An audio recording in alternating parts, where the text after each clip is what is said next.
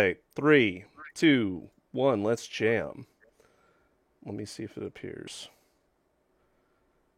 Wiggity wiggity whack. All right. There's like a slight Ugh. delay or something like that. Yeah, you gotta give it Wow. like a minute or so Yeah, before. okay, I'm gonna link you guys like this before we get started Yeah. officially, and then I'm gonna start with our intro, and then I'm gonna go ahead and start the discussion here on whatever bullshit we decide to talk about. hmm Okay, so everybody, based on the resounding success of the first Dead First meet, I think 3 people showed up and 2 people commented. We decided to start an episode 2 where I brought Cyberpimp, Maxwell Rogers, and Jubei, aka Inksplatter, into the folds of this particular podcast. Would you guys like to introduce yourselves? Sure, I'm Maxwell Rogers. Hello, I am Jubei. Pleasure. Yo, check me out. I'm the cyber_pimp. Got the sweetest dreams and the dankest memes. You know, I was just thinking to myself, like, if everything had just kind of. See, I started off and I'm just like acting like Captain Jack Sparrow and just been like, where'd all the rum go? Where's all me rum? And Jubei is Course, just all the like, rum. you drank Juice it took all. it. No, no, no. No, Jubei, fuck that, man. Fuck Jubei that. was Tujo's got that shit brand, bro. Fuck that. Jubei was just kind of like, you drank it all, man. You've consigned us to death You- and destruction, You and fucking made Hell. our life. You made our last Yeah. couple of hours of sanity more fucking boring. Thanks, man. what that made me think about is like, imagine if it was just you, me, Maxwell Rogers, and Cyberpimp, and we were supposed to be experiencing some sort of like apocalyptic event and riding out the storm, and like having to Oh, hell rebuild yeah. society in our image. Like build society. Like that Yes. Virgin Mobile guy who has a fucking island in the middle of the like Bahamas or some shit, Yeah, man. and he has like a 3-story basement underground. So whenever a hurricane rolls up, all of his staff just goes down in the basement and they drink wine and eat shrimp. Okay, wait a That's minute. lit- Wait a that's- minute. Wait That's- a minute. What? That's a best case scenario, Cyberpimp. Yeah. Like all we have access to is whatever you can physically carry on your back, because I'm pretty sure that if you were to like all of us meet in real life, we would be nowhere near like our real homes. We'd probably be like, I don't know, in some sort of a like Fertile Crescent Valley. I don't know. I don't In know. a box canyon. I am Yeah. pretty sure that Cyber would not fucking move from that house that he is sitting in, and Yeah, he would I'm sit there with pretty- his I'm pretty fucking fortified. armory. Yeah. There's no like, yeah, let's go. What the fuck is wrong with you? Go to Cyber's house. He's got guns. He'll give the you king guns. does not leave the castle. See, my theory on Cyberpimp is like he would just rise up and be this like an anarcho-capitalistic warlord who's just like, Pretty okay, much. we're going to consign this territory, and either it's like cash your ass. You're not getting through here without giving us some form of like, like toll to pass through the Yeah, you would territory. be the alpha.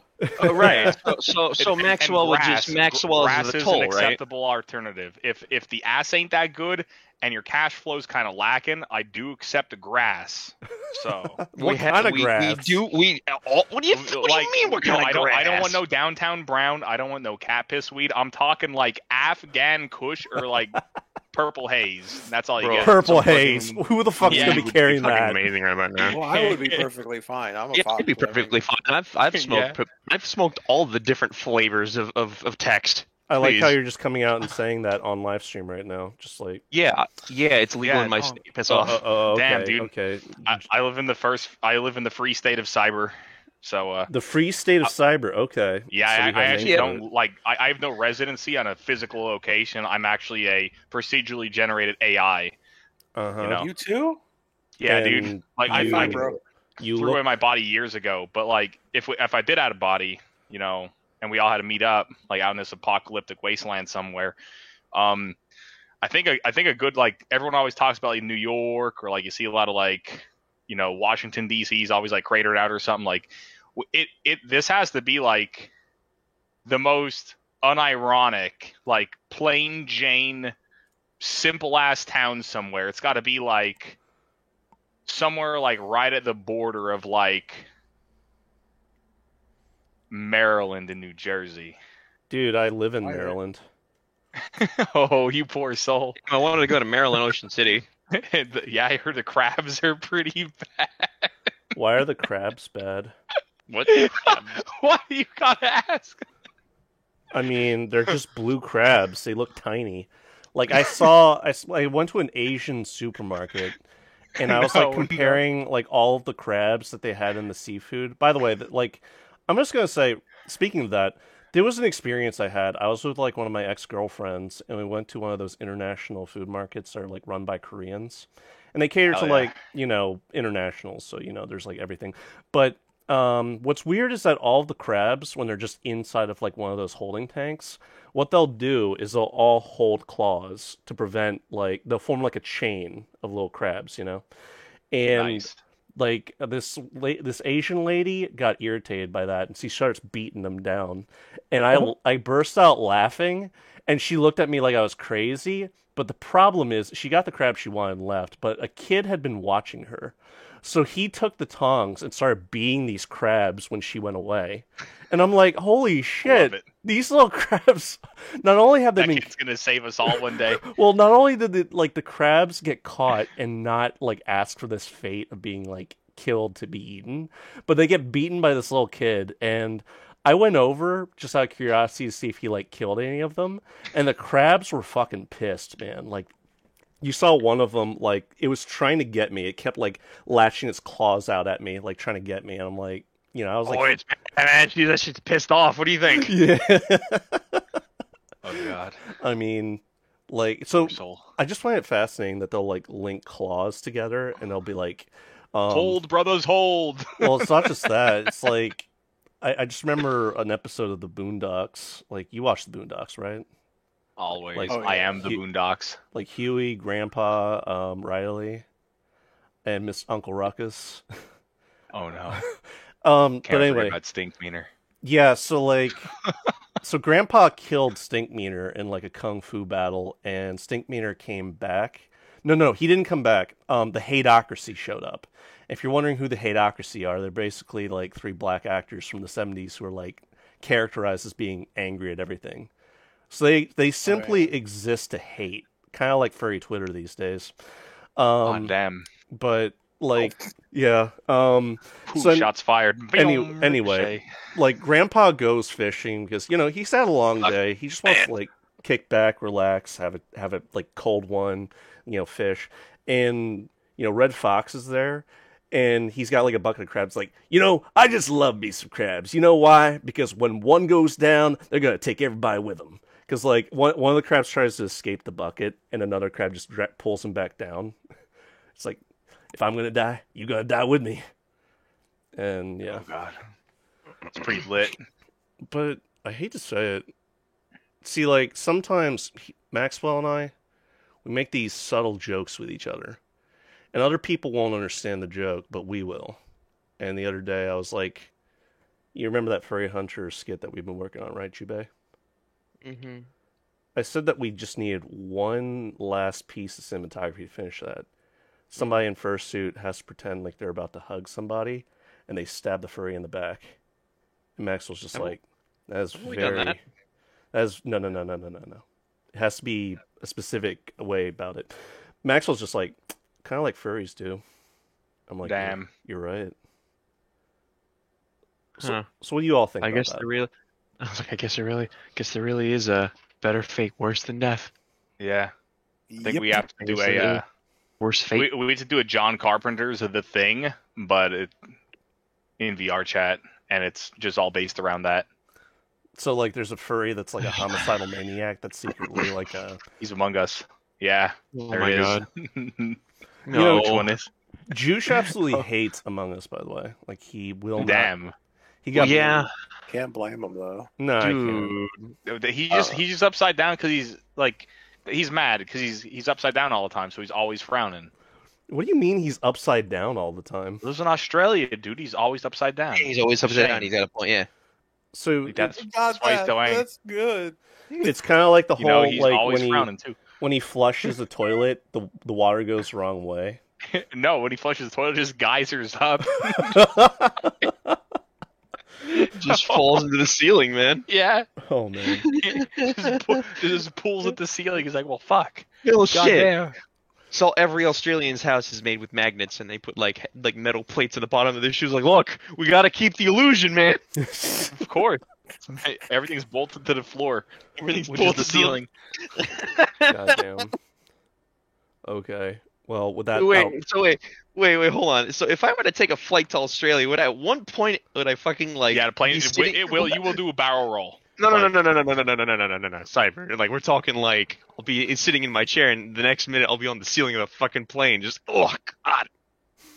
Do we cross the equator? Shit. Yep. It'll happen. They just blindfold you. You never Just actually leave blindfold your you? state.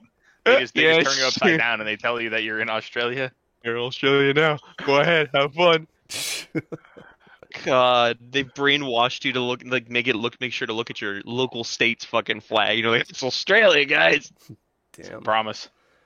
Why does that Oh, just no. remind me of an episode of like Ed and Eddie, where Many Eddie- dollars, that boy. well, Eddie was trying to fool people into thinking they made a car that like was super fast, and he basically said to him like, "We made a car that went so fast the paint peeled off," and like they get everybody to go inside of the car, and they have to make some sort of bullshit like Hanna-Barbera series of Yeah. wallpapers that show like the rest of the world, and that was Yeah.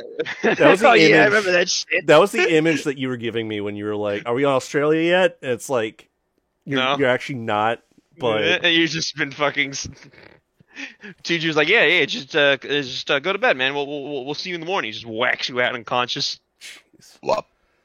oh, by the way, I actually there was a community of edgelords that I was with like a while ago, and we kept one of these guys around not because we actually agreed with what he had to say, but he was so passionate and like determined. Okay, he was a flat earther. So he said some crazy bullshit. I'm trying to remember like some of the things that he would say, because like sometimes we would meet in like actual voice chats, kind of like we're doing right now. But he was convinced that the Earth was absolutely flat, and I'm like, okay, what is the moon then? And he's like, he equated it to some sort of astral projection or a plate that was somehow superimposed like above the flat Earth. And Bro, like no, man, that's the night sun, man. What do you mean? the night The sun. fucking night sun. the night sun, man. Oh man. The night. Hey, man, look. Have you ever like had a full moon and you're like, man, this shit's bright as fuck. What the fuck? Hey, It's a Damn. night sun. it's night. It's the dark sun, dude. Don't worry about it. Dark sun. Hell yeah. That sounds like a The heavy dark- metal band, like the Night Sun or like the Dark Dark- Sun. Link, the dark moon rises again. You've been watching too much John Carpenter. What? Oh, John Carpenter's like a director. He made like a bunch of great movies, like The Thing, and like the Halloween series. But then later he tried to get some more funding, and I like how the funder of all these projects, he was like this Arabian man named Mufasa Akkad, I think, and he said no. So John Carpenter Wow. would not continue. Oh, go ahead, Maxwell. No, I'm just saying, I can't win them all. Nope. Oh, But Oh, you can win them all. I Yeah. win every time. okay, you keep telling The yourself only that. thing I'm addicted to is winning. Dying's for fools. Okay, listen, man. I Charlie fought the Sheen law was and a the law genius man. won. I fought the law and the law won. Jesus. Oh no. Okay, let me wheel it back to just give a synopsis of what I'm aware of. Okay, so last time that we had this episode, basically I talked about a lot of drama back to back. I'm not going to cover any of that again because I think if we mention it once, unless there's been a significant development in it, then it's not really worth covering over again. But I will tell you guys, you know the whole Lucky Coyote situation, right? Like the fursuit maker that made a fursuit. Ah, yes. Okay.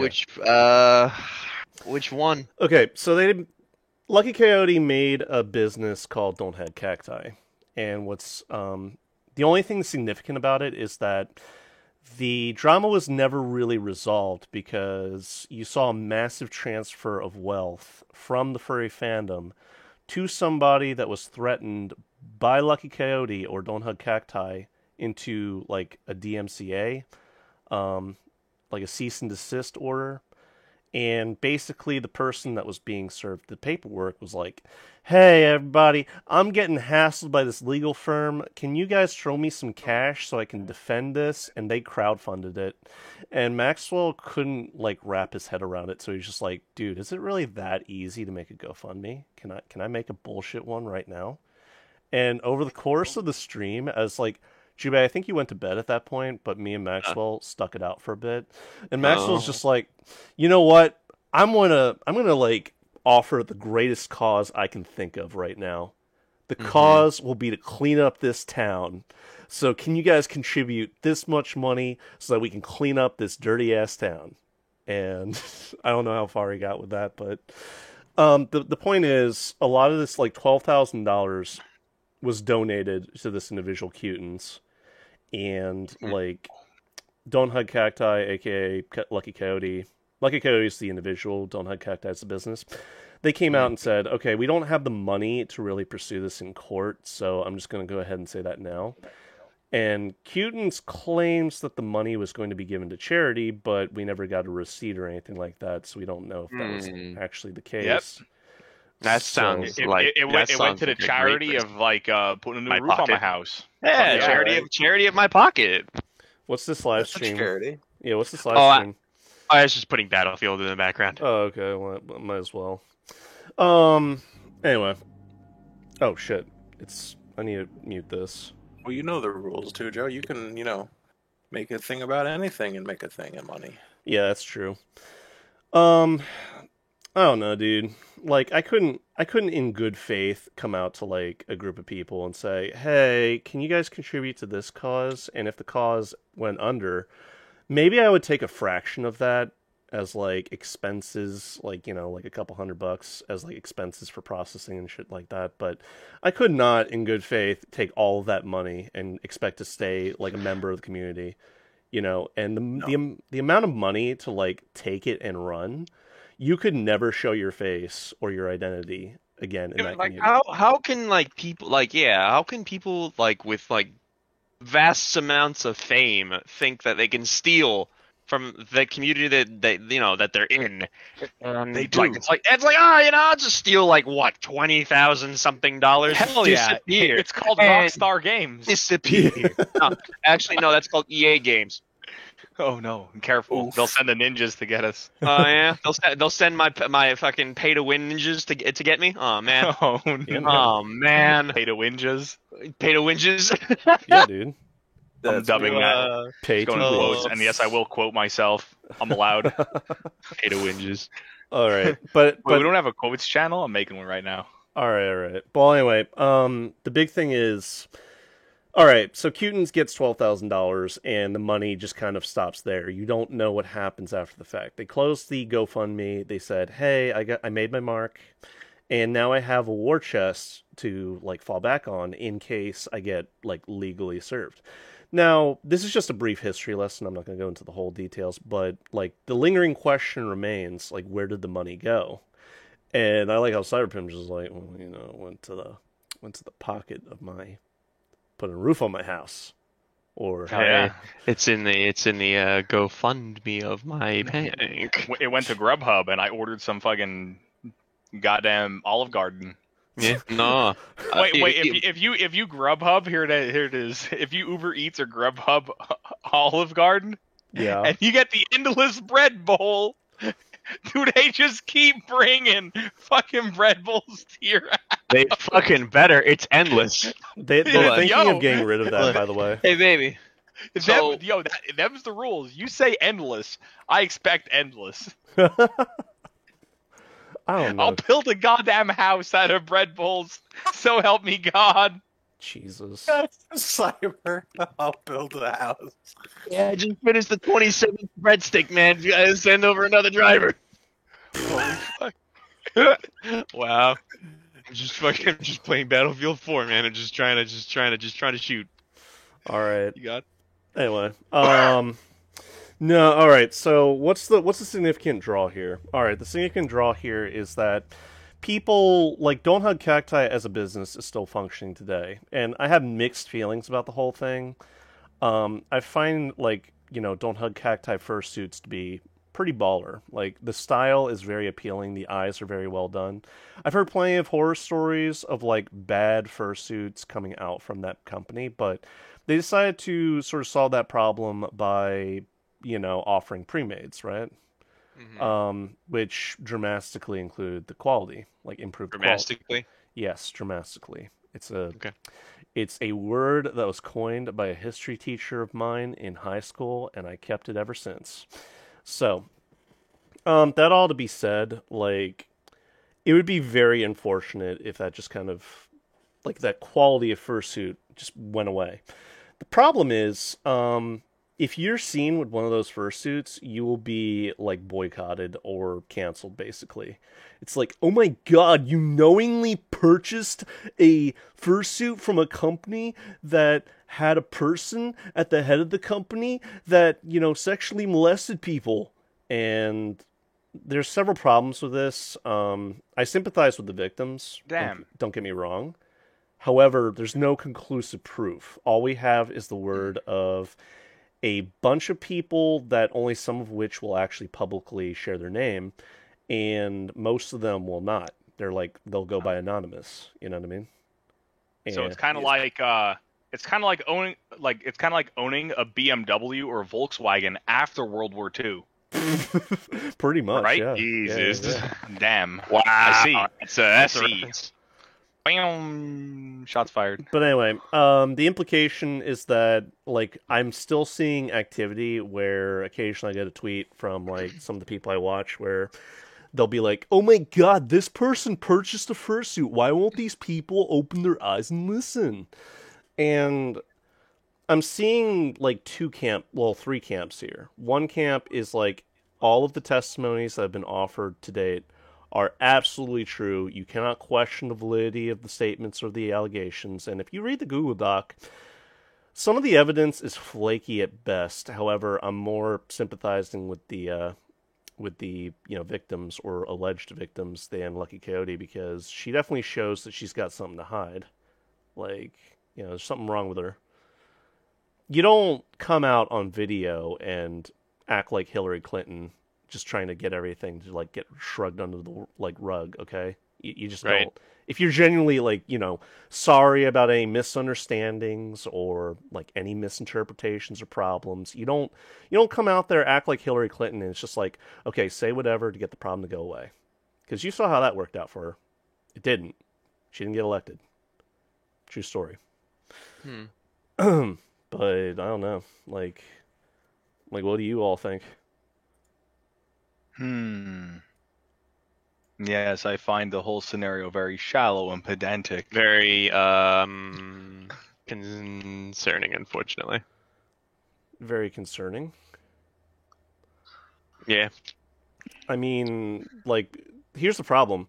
We're probably never going to see a clear-cut resolution to any of it, and what's going to happen is that Don't Hug Cacti as a business is just going to continue to sort of bleed business, or the people that are, like, carrying this crusade against the company are just going to give up one day. They're just going to be like, all right, people aren't going to listen. They're still going to buy these high-quality fursuits because furries like shiny things, and if somebody could have shot a dog on live stream, and if they're, like, offering primo fursuits that are, like, gilded in gold and probably sewn together by 8 autistic Vietnamese children, they're probably going to buy it. Dear Lord. Yeah, hell yeah. It's one of a kind. Yo, sign me up. I mean, Why wouldn't you? Was it a blood sacrament? Like, Yeah, is Beelzebub there? Like, How many handing it virgin- to me how much- personally? How much virgin blood is this soaked in? oh Jesus No Christ. virgins here anymore. We did away with them years ago. Yeah, Maxwell's to blame for that. Dang it, God, Max. Yeah. My bad. He went to the Virgin Islands, and now they're just called the Islands. The islands. Yeah. They're called the Waslands. Was lands. He turned the Islands into the Waslands. Oh no. Wow. But You know it, buddy. in all seriousness, though, like, I only mention that because like I keep seeing tweets today about it, and I'm like, good God, can you furries just, furries are like the only denomination of people. Like maybe I haven't been exposed to enough fandoms, but like there was a comic that this one dude I used to know back in the day drew, where there's like a mud pile, like cordoned off from like the rest of the world, and a furry comes up to it, and all you see on like the mud pile is like a sign that says drama, and the furry's just like, oh boy, howdy dee, is that drama? And like in the next panel, he's just rolling around in it, and The like, next panel, he's just dead. I mean, that's there's just a smoldering crater of where he was, like Uncle Owen and Aunt Beru. Vader was like, "Yo, Boba Fett, I need you to take care of some shit for me." God There was this old man and this crazy bitch that made me fucking farm moisture for years.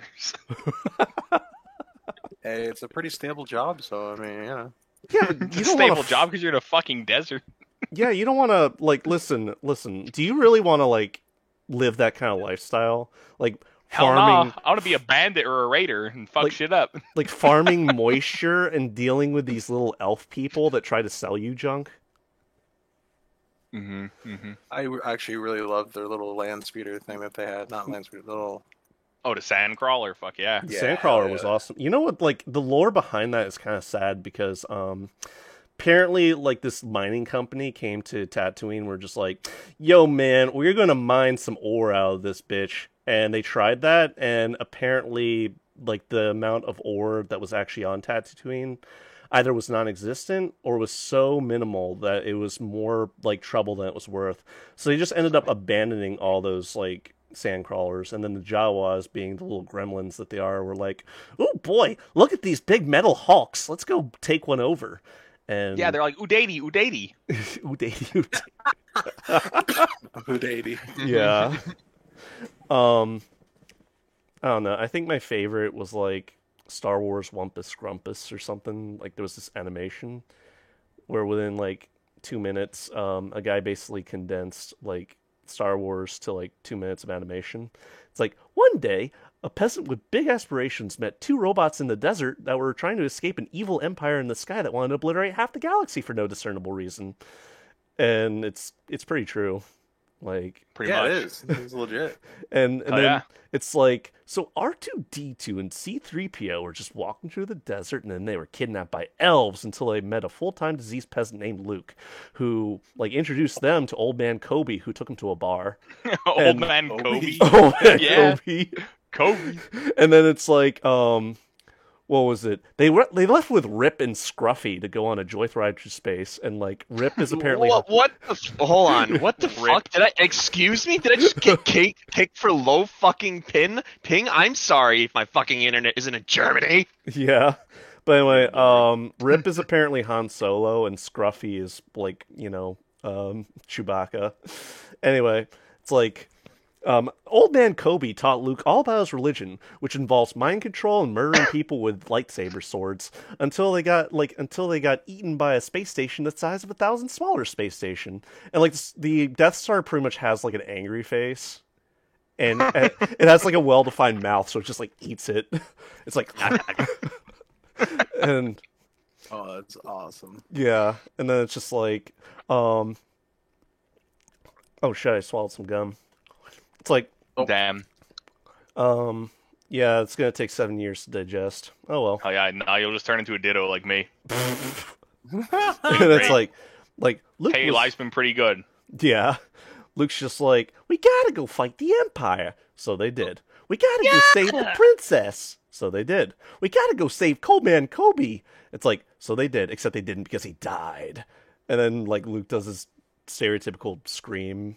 What's weird is, why did he scream like that? It's like it's not like he knew, like, Dude, Joe, why do you scream the way you do? I He haven't did. screamed for a while.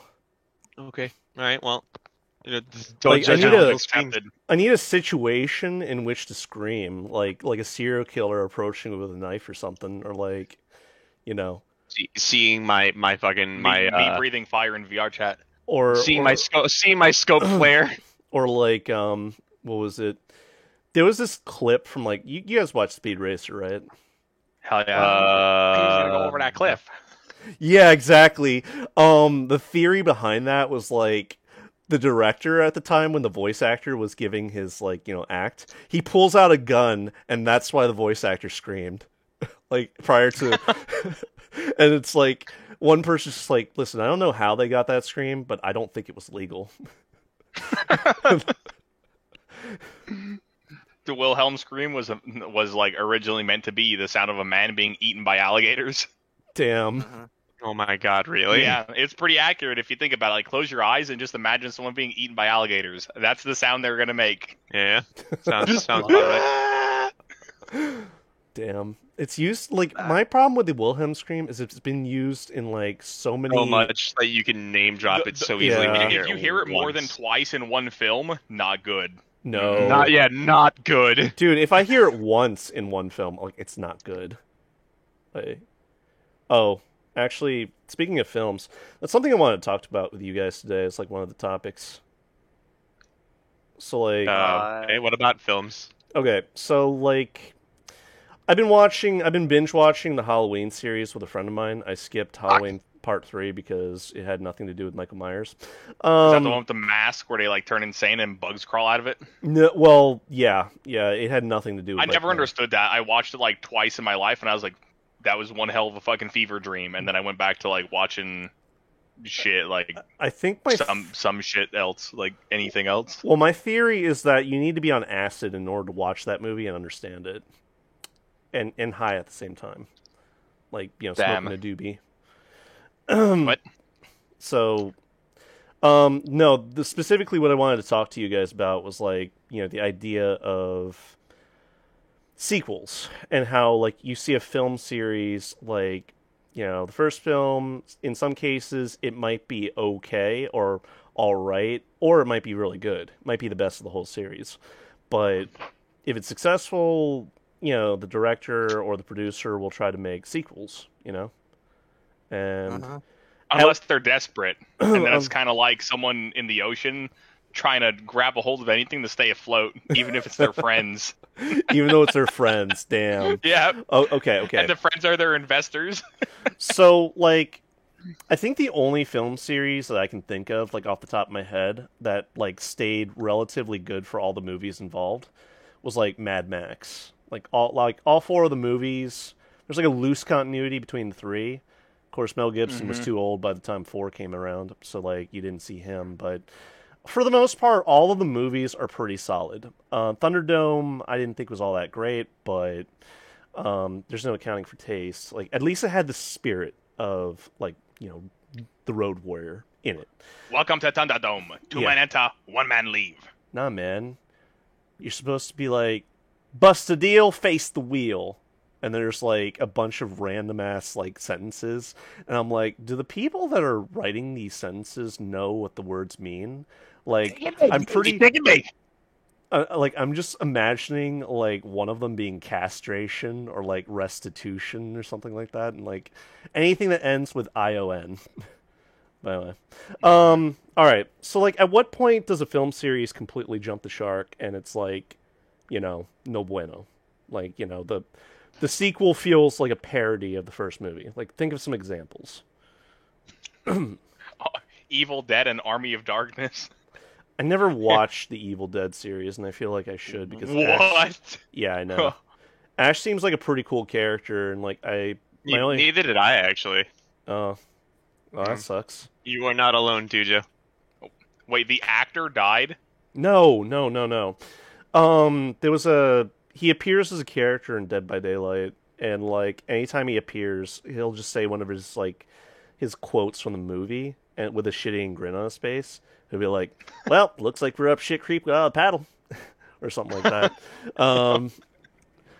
Hell, I would like Guy Fieri to appear in there for no inexplicable reason.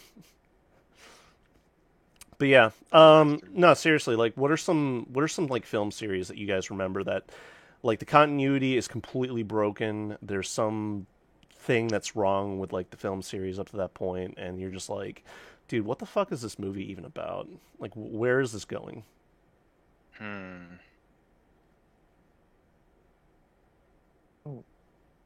Happens a lot in anime. Well, This is true. yeah. especially if you watch the Naruto series. Like Overlord, a lot of crazy like Yeah, a lot of crazy shit in Overlord. lack of Holy shit. continuity. Woo. Great show, but Yeah, but if you blink, like you'll miss too half long, the movie or half the yeah, half you'll the I'll be episode. like, what the fuck happened? Yeah, seriously. Kind of like Bleach. If you missed one episode of Bleach, you would be completely lost. Excuse me, Jubei, but I don't watch Bleach. I watch Detergent. Fucking Tide, man. Damn, I don't watch Bleach. I drank it all. All right. Fuck, man! Finally Wine got pink somebody that was head used to be canon like a red. douche. I'll just talk But the about colors like bled together. yeah, I'll just talk about like the Halloween series. Okay, so like from what I can, this is a combination of stuff I've watched recently versus like what I remember from like my younger years. All right, so you have this like guy that wakes up one day from like a catatonic coma, and he decides that he's gonna. Oh, fuck you! I got that kid. Hey, dude, chill. Dude, He shut wakes the fuck up- Yeah, he wakes up from like a catatonic coma, and he decides like, Sorry. hey, like I'm gonna start killing people, specifically members of my family, because I did it when I was 6 years old. That's concerning. Well, yeah, but like, what was cool about the movie is that there was no discernible reason why he did that and why he's this unstoppable force, you know? And I guess that sense of mystique is what's cool about the character Michael Myers, you know? The problem is in later movies, it turns out that there's this big revelation where he's been, I guess, brainwashed by like a druidic cult who wants to honor Sam Hine for some reason. And it's like, if you kept that more mysterious, that story log might be more compelling, but it just got more and more like crazy because like the only like, you know, movies of the Halloween series I actually liked were 1, 2, and 4. 3. 1, 2, and 4. Technically 1, 2, and 3 if you only include like Michael Myers, because like Season of the Witch, it's kind of like what Cyber said. This is not a Halloween movie. Anyway, the only criticisms I have is like Michael Myers' mask in Part 4 was pretty bad. I guess I can kind of give him credit because, like, to be fair, in that movie he literally stole it off the shelf in like a Halloween shop. Like, you see him just grab it and put it on. Anyway, after that, like, the movie went through a reboot where Rob Zombie directed it, and Rob Zombie films Yeah. have, like, a bad habit of making all of the, they basically make, like, the setting more, like, hickish. Like, you know, like a bunch of hicks instead of, like, contemporary society of the time. And he tried to impress upon Michael Myers, like, a sense of sympathy for him, which is not a good move because, you know, you're not supposed to feel sympathy for, like, this mass murderer type. He's supposed to be a mysterious, like, agent of chaos that just kills people. But that's just me. So, like, given that example, what are some movies besides, like, Bleach, you know, like Overlord? You know, think more like contemporary movies or movie series that have gone through, like, a long-standing list of unnecessary, like, sequels. Friday the 13th. Go ahead. Friday the 13th? Yeah, it's Friday the 13th, dude. Like, there's just like too many sequels. Dude. The Alien movies. The Yeah. Alien movies, yeah. Like the first, like what was it? Like the first 3 movies we watched, like were really good. Anything else, dude, it just became a repeat of people fuck up or people mess up in science and are messing with things that they should not be messing with. Yeah. Yeah. So, like, there are... Wasn't there one where he was in outer space? Yeah, there was. It's like, Like, well, what the hey guys, fuck? remember those 2 colonies that, like, remember those 2 ships? Yeah, like, look, guys, science team, look. I think the best idea here is to protect ourselves from these aliens. We put glass in front of them. They can't melt glass. A win for science. I remember one alien was smart enough to, like, trick the doctors into, like, opening the door again. Because, like, it tried to get 2 aliens to attack it, and the scientists being stupid were just like, we need to stop this. So they opened the door and let all the aliens out, and the aliens killed Hell yeah. everybody. They got blasted. They got cryogenically frozen. But anyway, like, Jason Voorhees, he got, like, cryogenically frozen, and years later he's on a spaceship for some reason. No. Space station. Anyway. Space.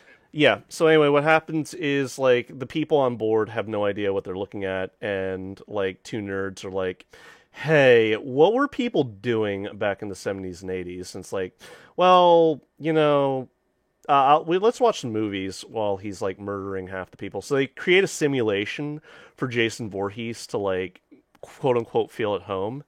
So you see, like, two fake, like, holographic, like, girls go up to him. It's like, hey, would you like to engage in premarital sex while, like, getting drunk tonight? And Jason just murders them somehow, even though it's a simulation. Yeah.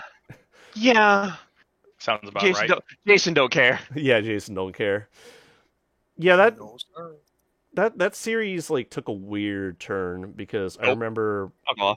what was cool about Yeah, all of those slasher movies back in the day is that the rest, like, these were isolated incidents. Nobody knew what was going on somehow. yeah. In one of the movies, a bounty hunter like pretty much takes a team of mercenaries to kill Jason Voorhees, like specifically to take him down, and Mhm. somehow succeeds. I don't know who's paying Well, him, though. I guess you just pump them full of bullets and enough bullets in, it'll put them down. Didn't they parked a fucking like a bulldozer on him? did they They're come like, back all from right, that, we got dude? him, guys. And then someone's like, hold up, I want to make sure if he's still under here. And they moved it. And he's just gone. It's like, what are you doing? They backed it up. They were like, yo, we got to make sure he's still under here. You know, for continuity's sake, wink, wink. And they backed the fucking. They let him go. It's like Jeffrey Epstein. God damn. My God. Well, thank you for that. Poor bastard. Poor bastard. He was a son of a bitch, man. Yeah, and believe me, someone broke him out and took him somewhere else. And they did real bad stuff to him. Damn. I have no but pity. He's fine. He's fine. No, he's in the Bahamas, Yeah. chilling. Oh, the Virgin Islands again. Damn. Nah, they're the Waslands. The Waslands. Okay, okay. Yep. Anywhere I venture will now be known as the Waslands. All right. I really like that. I can't play Battlefield 2, Joe, and keep like my mind like It's okay. Just stop it. concentrated. Yeah, Yeah, yeah, no, yeah. I'm quitting Battlefield. Alright, Nope, going to Call of Duty. All right. I don't need to think there. Okay. So anyway, let's talk about current events. Mm. I'm sure all of you might be aware that, some questionable things have been happening in the worldwide world right now. I'm not going to get too political. I don't really care about the whole right, left, center sort of like deal about it. What I'm going to say is like more concretely what we're experiencing. And supposedly there's been a lot of talk about potential for food shortages, not because there's like an actual like absence of food, but because our supply chain management is absolute shit right now. Of course. Yes. That's a natural progression of what things are happening. I mean, go on, but I'm just saying that this shouldn't be surprising to anyone. It's It's not, surprising. but the problem is like people don't keep up with current events or the news, and they're just kind of like, Ignorant? I mean, like Jubei, I hate to say it, like as much as I love the furry fandom, I love it more like a step-headed red child than like something I A would step-headed Because- red child. Because Yeah. most furries are I love it. unconfrontational people that do everything and anything to avoid confrontation. Not just that, okay, so anything like discussing politics, either that's going to get you an angry response or a response where it's like, I don't want to talk about it at all. And It's there's like, only... dude, don't. Yeah, go ahead. It's like, dude, just let me get a couple of shots into me, and then we can start talking politics. I'm not going to get into anything serious. I'm just going to talk about current events. No, without it that's being Like political. lumber prices. Yeah. it's a joke. Yeah. But no, like it's a good example about how furries are just kind of like you can only stick your head in the sand for so long before something happens, And in my experience, you do that, someone's going to come up and kick you in the ass, whether it's reality or somebody like backstabbing you. It really depends on who you surround yourself with, but that's just what furries do. And yet, simultaneously, they will pick a topic to champion as one of their top priorities that they have to, like, get up on Twitter, which is pretty much like getting up on, like, a local building and shouting at the people below, and like beating their chest and saying, "This is absolutely how things are, and if you don't listen, you're a fucking fascist or a Nazi." And it's Oh no. my reaction these days is more like, "Cool story, bro." So My reaction nowadays is, okay, blog it. okay. Yeah, just blog it. So, like, a lot of furries, yes, like, the short of it is they remain ignorant about things that could either have a marginal or serious impact on their lives. Sometimes both. I'm concerned because, well, we already saw it with, like, the shortage of 3090 graphics cards, like, a while back. And now there's going to be a shortage of, like, you know, the microchips, silicon conductors that go into electronics. That's gonna be fun. Well, so the COVID-19 like shutdown quarantine like thing necessary to keep public health up, but I feel like some politicians took like it too far because it created a sort of snowball effect because if there's no demand because nobody's buying because everybody's shut at home or wherever their local domain is, then like producers, like the manufacturers that actually manufacture things, don't have an incentive to actually produce them because it's not going to be bought. Hey, Cameron, thanks for joining the gun club. This is going to cause a snowball effect, ripple effect, you know, what have you. And me, like Maxwell, Jubei, Cyber, I like my gaming computer. I like my gaming peripherals. I like my VR. I like everything that I have right now, and I want to keep it going. You know what I mean?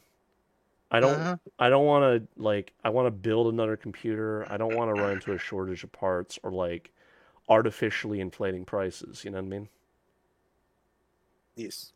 That's what's going to happen Mm-hmm. in all likelihood. And inflation is on our doorstep. Granted it's Everyone's crying about gas prices. so what's interesting is that was partly to do with the whole like this rise in ransomware, cyber warfare sort of deal. You know what I mean? Well, it Partly. is kind I do of not endorse cyber warfare. no. Well, it is kind of faulty to, resort to only having one line of oil from Texas to the East Coast, Yeah. up to above Jersey. Yeah. So, like, that's fucking America's fault, dude, for fucking relying all on one pipeline, dude. And just Russians got into it. No, Well, yeah. that's the state's faults for having disagreements or different boundaries or political affiliation for not having secondary and tertiary backup lines. There should be no excuse for that. Right, some there of shouldn't us be poor an people excuse for can't that. buy gas, guys. Yeah, Hey, sucks because to suck. You better start walking. Bust out them Chevrolets. That is a shitty response. It's like, better start walking. Yo, hear me out. Hear me out. Before fucking cars were invented and before Rome built roads and shit, people got around just fine. They're like, holy fuck. I gotta walk to work, I guess. All right, camera. What's that? It's raining outside. Better put on my fucking sheepskin fucking coat and All right. venture up the Alps. Cameron Areola, I do apologize for Cyberpimp. He's kind of a savage mountain man type guy from Pennsylvania. He doesn't have, I don't think there's a sympathetic bone in his body. You know, it's like, if I was on a road trip with him, I would just be like to you guys, just be like, the only, like, fucking, the only signal for, like, help out here is an angry stare. Yeah, angry stare. That's all you get. It'd be angrier than everyone else around you, and you'll survive at life. You'll make it through, I promise. Oh, Jesus. I believe that so hard, though. Yep. It's like a scab. If you pick out a scab too much, it's going to bleed and it'll never heal. But if you pick out a scab too much, it's going to callus over and become a scar, a big, strong armor plate on your body. Okay. That's what I am, Tujo. I'm a big fucking scab. So, I guess that works for me because, like, I remember somebody recently was like, Tujo, you're so much more than just your dick, And I'm like, am I Holy though, shit. to bottoms? Wow. And I never guess get told that. I'm so sad about that. That's because you're a Damn, dude. bottom, dude. That's You- true. I mean, that would just be like, you got a sweet ass there, Maxwell. Man, Well, let's thank see. you. It's Yo, always you nice got to be a sweet, recognized. you got a sweet wallet. I'll tell you what. God damn, that wallet be thick as fuck, Cyber. Handwork oil God pumps. damn. So Cameron's Cyber. like suggesting that we take like oil pumps and we just manually hand pump that oil out of the ground. Yeah, like I'm just gonna start fracking in my backyard. That would be awesome. I'm gonna buy a 300 foot. Yeah, I'm gonna buy a 300 foot tall oil derrick and just put it at the top of a fucking mountain and start drilling down, hoping I hit something. Well, I heard stories There you about go. how people would like take the I grease. drill into a haunted cave and demons come out. Jesus Christ. Now I see where the inspiration for my movies comes from. What I was gonna say was that people have been okay. So ever since the gas shortages happened back in like 2008, going onwards, like a lot of people had a lot of like interest in biodiesel. So they would like literally take, the grease that McDonald's or other fast food restaurants would put out and convert it into biodiesel, which is pretty fascinating. The problem is you would need so much more grease if like more than a couple people in your neighborhood was intending on, using that option. But I don't know, man. Like I remember there was like an olive like plant that China and America was investing a lot of research into to try to like boost up production and like squeeze the juices that would make to turn that into a form of fuel, which would be neat, but I don't think it's going to produce enough like of what we need. And the problem is like ethanol, like straight ethanol, that's just a burner. That's just something to make like the gasoline last a little bit longer. Not like the gasoline itself. What I'm saying is like, okay, if you have like 80% gasoline and 20% of it's ethanol, the volume is more than it would be just going with straight gas, They're trying to like, extend the lifespan of that gas. It's like watering down liquor. Yeah, pretty much. Hey, Brandon Murphy. Thank you for joining the gun club. But it just always seems stupid to me because ethanol is bad for gas engines. And why all of these... I'm just going to go ahead and condense it down to what I'm trying to say here. We've built for ourselves a deck of cards, and it's a combination of government, like, oversight failing and also the states, like, failing to work together to make a better society for the rest of us. So, I don't believe in the whole states' rights things. I believe in everyone should have the absolute bare necessities to live and survive. But if any sort of local, state, or federal regulations like prevents that from fucking happening, it should be it should just be like enforced like constitutionally. Like they're like going to like the oil pipeline thing or like food shortages. Like we produce like, I'm not even going to throw a fucking number out there to sound inaccurate, but just like the amount of beef cattle that we produce or like the amount of like wheat and grain that is grown in like the Midwest compared to like what is grown in other developed countries is absolutely outrageous. Like we're talking like millions of fucking tons, and it comes down to like a logistical failure and just certain taxes on certain things, like taxes on like trucking and road tax and certain regulations and taxes on the businesses that receive these goods from these farmers.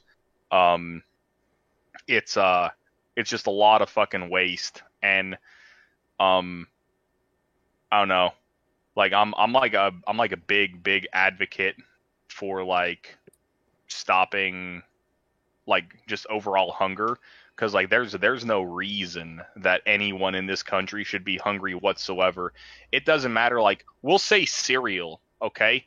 The dude will say cereal. It could be hot cereal, cold cereal. Like what the fuck is Captain oatmeal? Crunch, like You know what I mean? Choco Like Puffs. yeah, like you look at cornflakes or Rice Krispies unsweetened, or you look at plain oatmeal. Yeah. Just like the material that's involved in making that is like fuck all.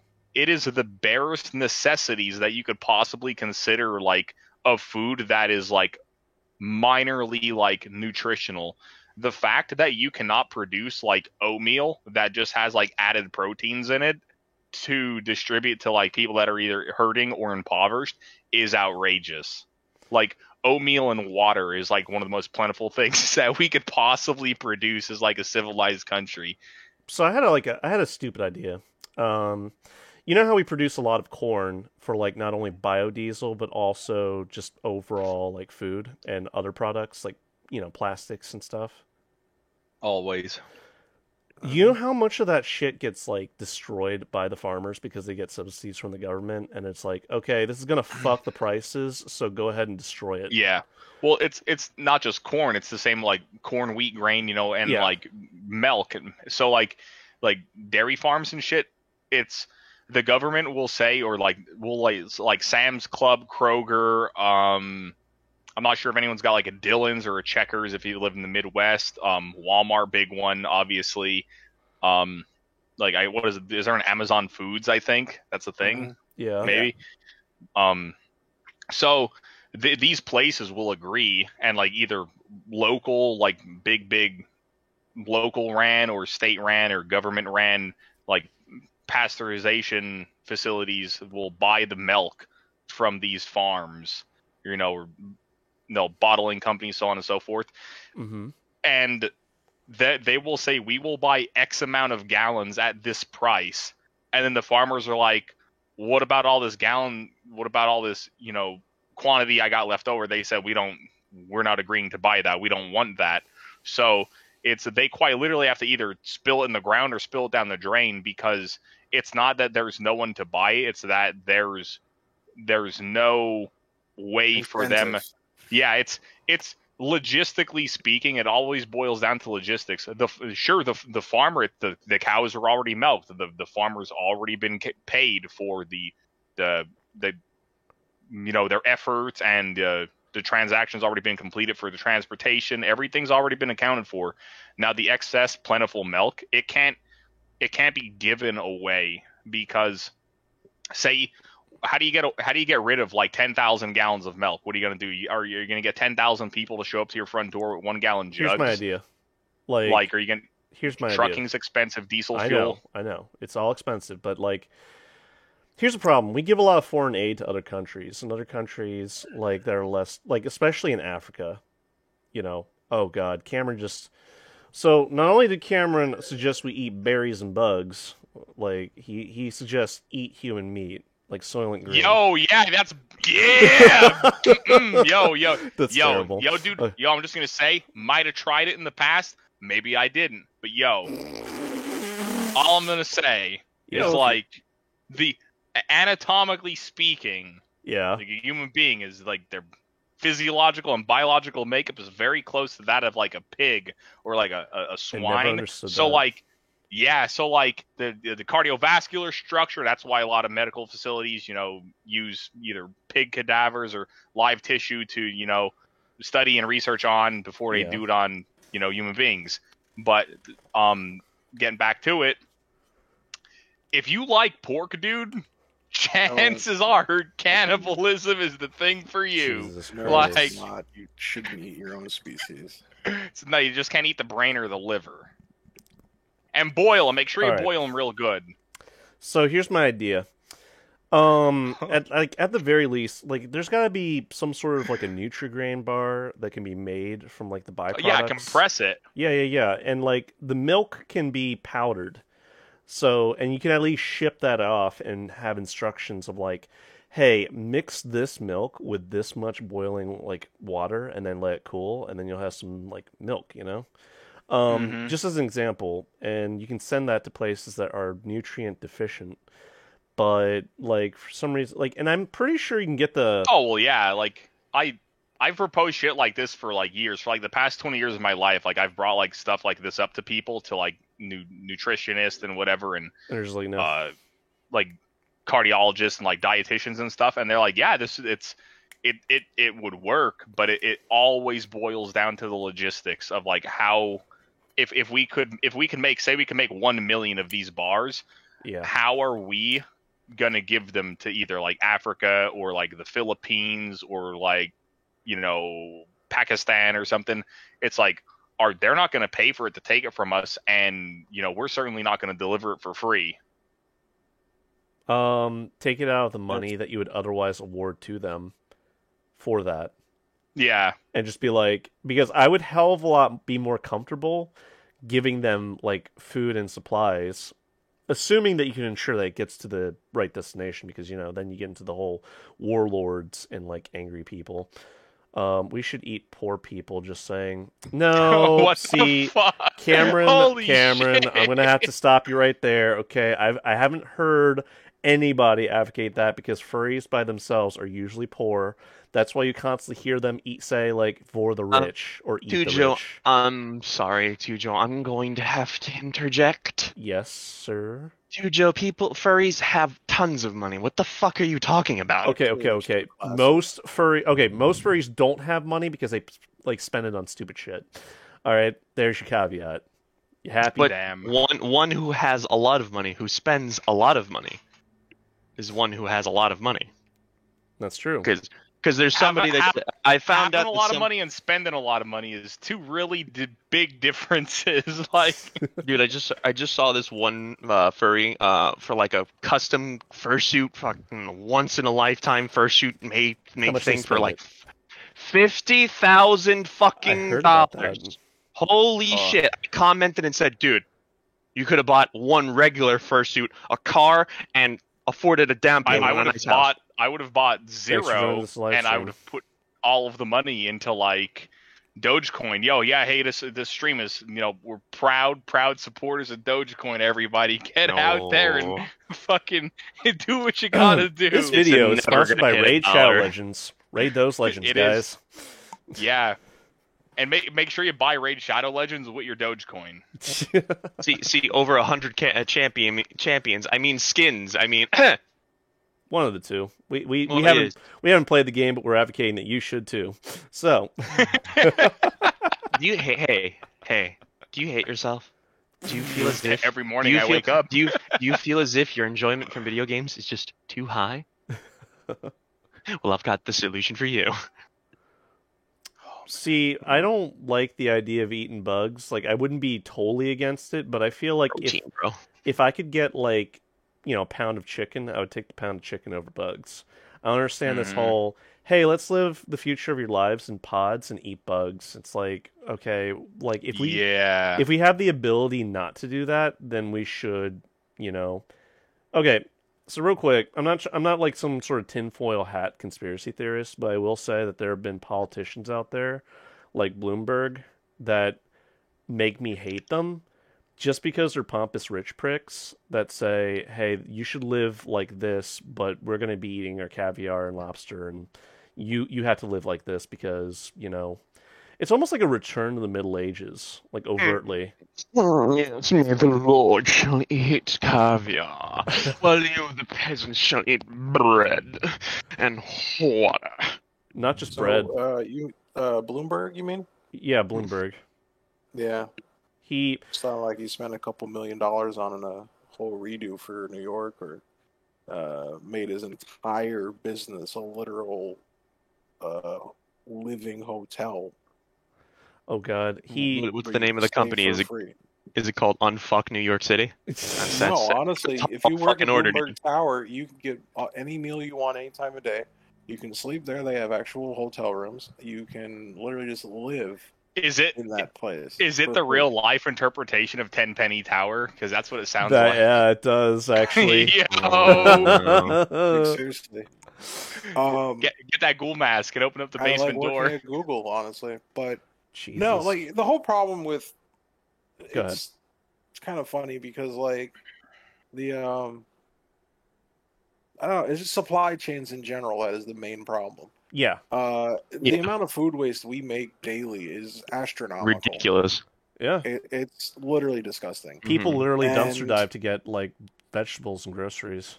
Bro, Yeah. I literally was on the boardwalk and I just I could see all of the seagulls destroying this one trash can. You could just see one seagull having a long ass cheesy ass fry. I'm like, whoa. I'm pretty sure those seagulls were attacking each But other the to get to problem that. is, Go ahead. and the vendors will say it themselves, we have no incentive to give this to the homeless or the hungry. Mhm. There's zero incentive. They could do it, but Well, they could, but who Money. would pay for the gas? Who would pay Money. for the logistics? That's why there's zero incentive. Money. I mean, To them, it's an expense, and they don't want that expense. right. Right. They see it as a literal business. Mhm. It's an expense to And them.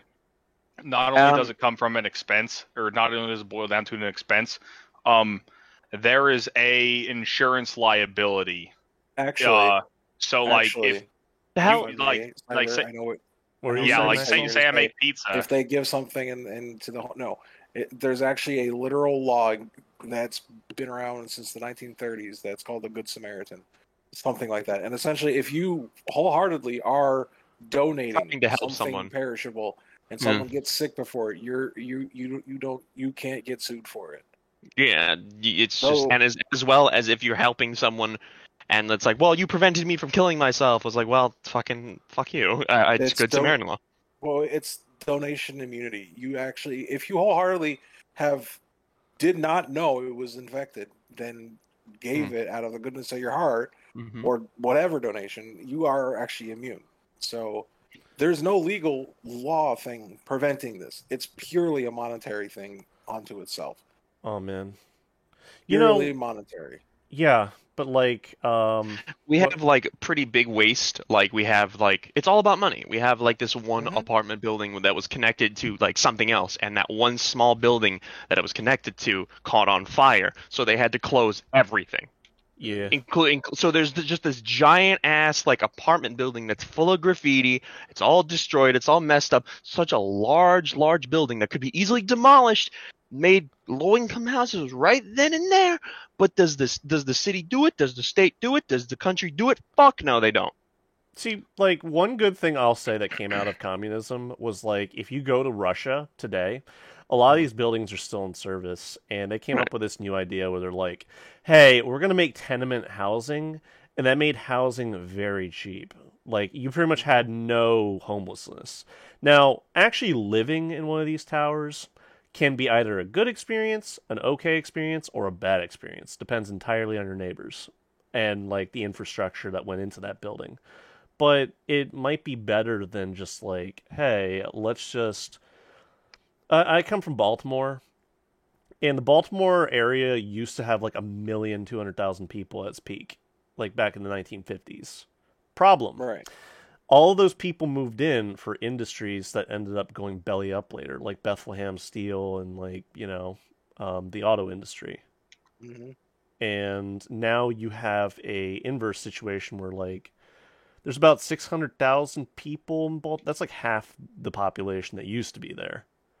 And I hate to say it, a lot of the people that are living in Baltimore, they're on public assistance or some form of it because, generations of instability due to not being able to get real jobs. Once the factory closes down, what do you do? And it concerns me because, I kind of like the idea of globalism, like in a commerce way, because now you have access to a lot of things that you otherwise would not have back in like the day. But I don't know. Once you outsource the jobs, what do you have like in your domicile? What are you going to be doing? Well, I know what Maxwell's going to be doing. He's going to be on that street corner offering himself up, being like, not a kid. It's the Dear funniest Lord. thing to me about that whole outsourcing thing, and people say, "Oh, the government cares for the people." No, if the government cared, they would have never outsourced. I will It's like say, saying, "I love my family, but no, I'm going to take this other family I just met on a cruise."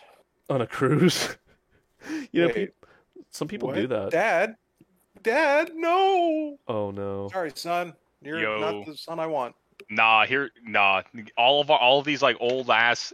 I don't believe that we should scrap ships or cut up ships or like tanker container Recycling, ships dude. or like battleships, anything like old aircraft carriers. No, fuck that. We should take all these ships and just run them the fuck aground on New Jersey and just turn them into like a slab city. I'm because- pretty sure that Jubei here will be like, excuse me, Yeah. sir, but I do Yeah, not like, support and- that.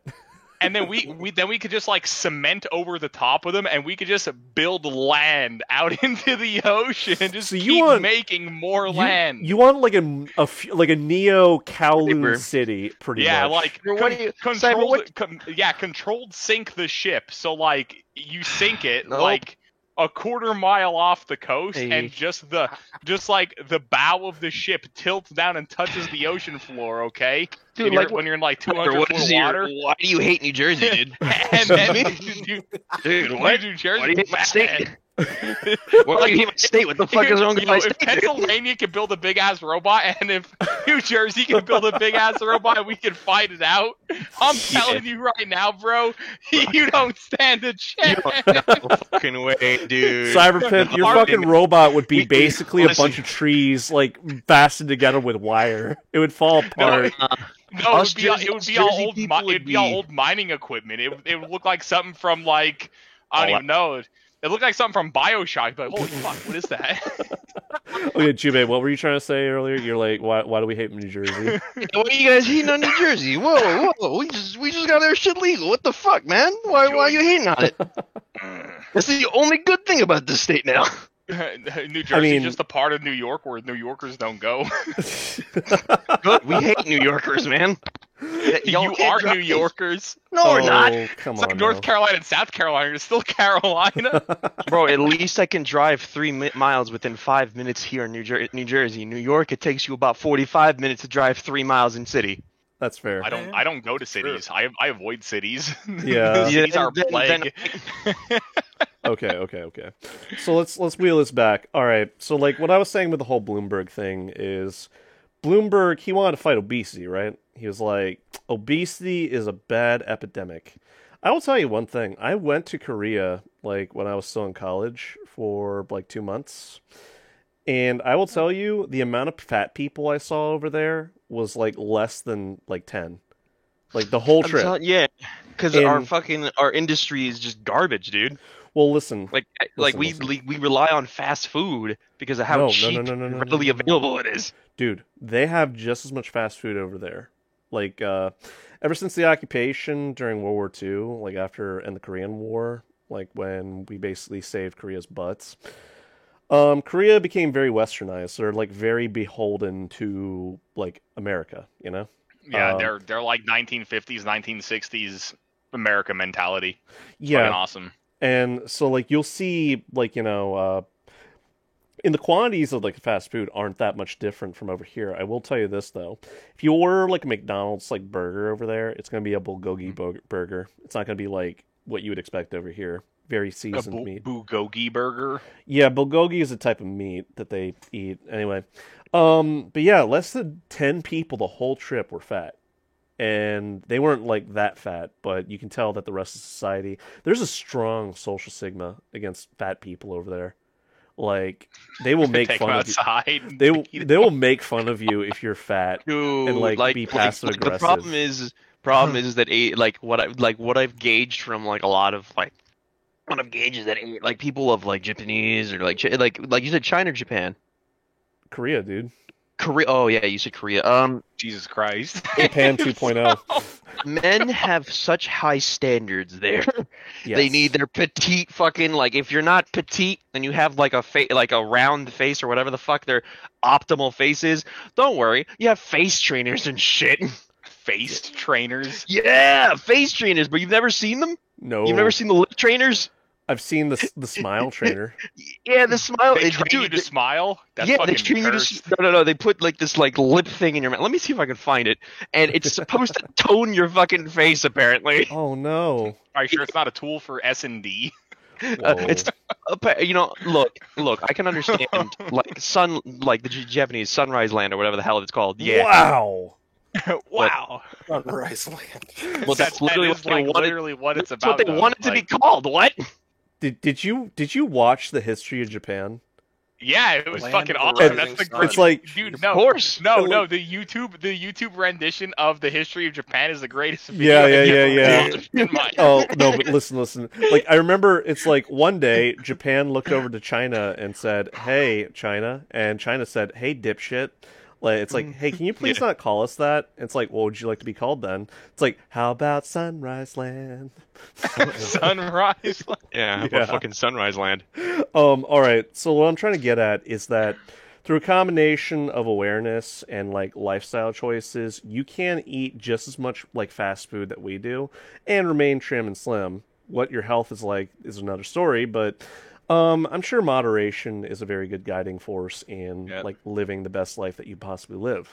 The problem General. is over here, the stereotypical like Twitch stream master like Darkside Phil eating Cheetos and chicken tendies and Mountain Dew as like the main components of your diet is probably not, and like sitting around just playing like binge playing like Call of Duty all day. It's not going to be very conducive to you losing weight. Although False. what's up? False. Actually, your brain burns more calories. Pulse. Shit, dude. Then I should be anorexic. My brain's always fucking spinning. Brain. Well, fucking Juby over here got that Juby. fucking big brain. This motherfucker's so skinny he'll fall through his own asshole. Jesus Bro, he's gonna just Christ. one little breeze, one little sneeze, and that man's toppling over, bro. I sent the He's looking like that really the old face fish trainer lady from in SpongeBob our, in the wheelchair. Oh, you did? yeah, I Wait. sent the trainer. Let me take a look at this shit. Oh no, wait. Where'd you put it? It's in the dead furs meat, like the small Oh, group we have. seriously? You put Yeah. it there? Where would you want me to put no. it? Yeah. Do I'll briefly show this. Yeah, no, well, it's not. There's nothing wrong with it. No, this is what I was talking about. Yeah, I this is know the what this face is for. trainer. All right. This Let is me. for It's DS supposed to training. tone your fucking chin too. No, dude, it's to make your lips stronger than a fucking bench of ice so you can clamp down on that rod. They're pretty small, so they got to really Oh, what the fuck? I'm fucking dying. Oh shit, Rona. Breathe. Sorry, kimchi. Your mouth is just too Dude, the soft. meme was so dank it burned It's calories. too loose, man. Too loose. What the fuck? Girl, I do need you to even- tighten up your lips, or else we're just not going through with this arranged marriage. Wait. Yo, like if you hold up. Whoops. If when you say Nope. tighten up your lips, Zach, if Tighten you up your take fucking it, lips, bro. what lips are we talking about? The one with the face trainer. What did? Okay, it's fine. It's fine. Yeah, the one with the face trainer, dude. All right. So anyway, yeah. So anyway, like going off on that wild, crazy tangent. Yeah, Mayor Bloomberg at the time, he was And has basically been trying to come back to Bloomberg fucking no. twice now. Like he basically banned soda, Mhm. and like there was this big Oh kick. yeah, There's there's a this tax on soda, Well- 300% tax. yeah. Yo, there's- they lost. Everyone lost their shit, dude. yeah, man. I want like how the fuck dare It's my you? fucking choice to drink soda. What the hell? Exactly. Like, put a Yeah. 300% a tax. 2-liter, like Philadelphia tried that shit, and let me tell you how it went. Okay, Yeah, go ahead. they're like, we're gonna use this money for education. They and never like, fucking do. Those that and every we're- time. Yeah, they always use education. Yo, I'll tell you right now, Yo, I made it through Pennsylvania. school just fucking fine. Education was just fine back in the day. You know what I Mhm. mean? I turned out all right. You don't need no fucking fancy ass fucking iPads, fucking all big ass Yeah, we had smartboards and shit. Yo, like yo, rickety I ass had tables, I dude. had some dusty ass textbooks that were Yep. printed in the 30s, had some black molds in there, paging through if the pages are stuck together. Yo, if your book was stuck together, you just shared. You just scooted your seat over and like, hey, yo, homie, yo, we got 342. Okay, what we learn about? Okay, good shit. Dude, And then yo, you move I on to the turned- next I page of turned the out sticky or great. nothing. I'm fucking, awesome. I'm the coolest person I know. I automatically have a hatred of politicians that say, "Hey, we're going to put this tax and we're going to take that money and put it to education," because they never fucking do. Like you Yep. know they don't. They only said that because they want to get No, the scared because boomer, like the parents. school system purposely wants to keep you stupid, so you can't be woke, man. Go woke, you go broke. Oh yeah, that's the truth. Or Coca-Cola. So anyway, like what I was saying about the whole Bloomberg thing is, I had a conversation with the guy at Starbucks. Okay. Like back when my father Cujo, would I'm meet s- up. I'm sorry, Let me look, finish. Cujo. Let me finish. No, okay? wait, one like- last thing. I'm putting my life on your hands now. Every time you Uh-huh. say Bloomberg, I'm taking a shot. That's okay. Alright, go for Anyway, like I was saying, okay, all right, guys, we look back together. He'll Like be I was dead saying before before, is tonight. like I was having a conversation with a guy, and his whole take on Bloomberg was pretty much like, dude, like, he is representative of all the rich pricks that just want to tell you how to live your lives while they live lives of luxury, and they expect you to, like, be basically a pauper. And you have the means to do so much more, you know? Like, you have the opportunity to go out and get a job, to do this, that, and the other, and to make your own way in life.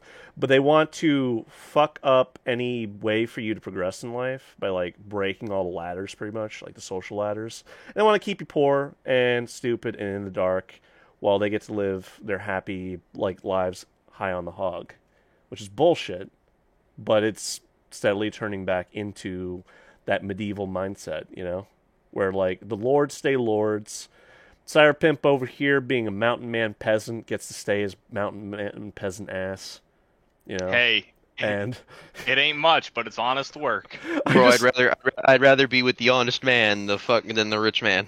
Hey, I just think of some- yeah. Yep. I just think of Some- Sire Pimp, like, when he was saying, like, back in my day, we had 2 sticks and a rock for each platoon. We got by just fine. hell yeah. Yeah, It's like, just fine, man.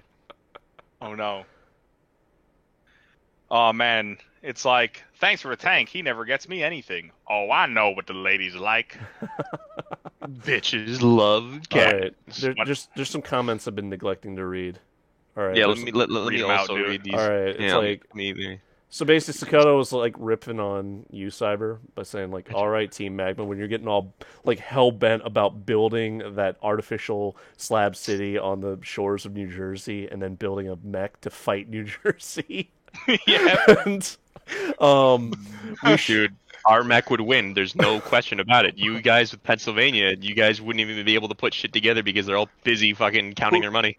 Yeah, well, we have all the fucking steel, homie Slice. Nicki Minaj will save Yeah, but we the got world as she should. shipyards, dude. Fuck you. Nicki We got Minaj. shipyards. Okay, Nicki Yeah, you got Minaj. ship yards. Nicki Minaj will save the world as she should. And Hell yeah. Yeah, We're- that booty saved my life a couple of times. Just saying. when we were talking about Keep Japan, clapping so hard. oh no, when we were talking about Japan, it was like racist exposed, and then Cameron he seems a little bit hesitant to really say that you turned out fine there, Cyberpimp, based on your education and background alone. He's just like, sure, you turned out fine. You turned out all I right. did. And then Sakota's just like, I have a hatred of politicians, period, which is a sentiment most of us could agree with. Unfortunately, politicians are willing to do the job that most of us normies are not willing to do. Shit, homie, you pay me $200,000 a year, I'll tell you whatever the fuck you want to hear. Yeah, but we bribes actually do and anything. extra money. Yeah, and, and back Yeah, rubs. man. You rub my back once a day, every day. Fucking sold. I'll pass through any legislation that comes across my desk. Wait. So speaking of politicians, I had this crazy idea. Like, you remember when Trump was in office?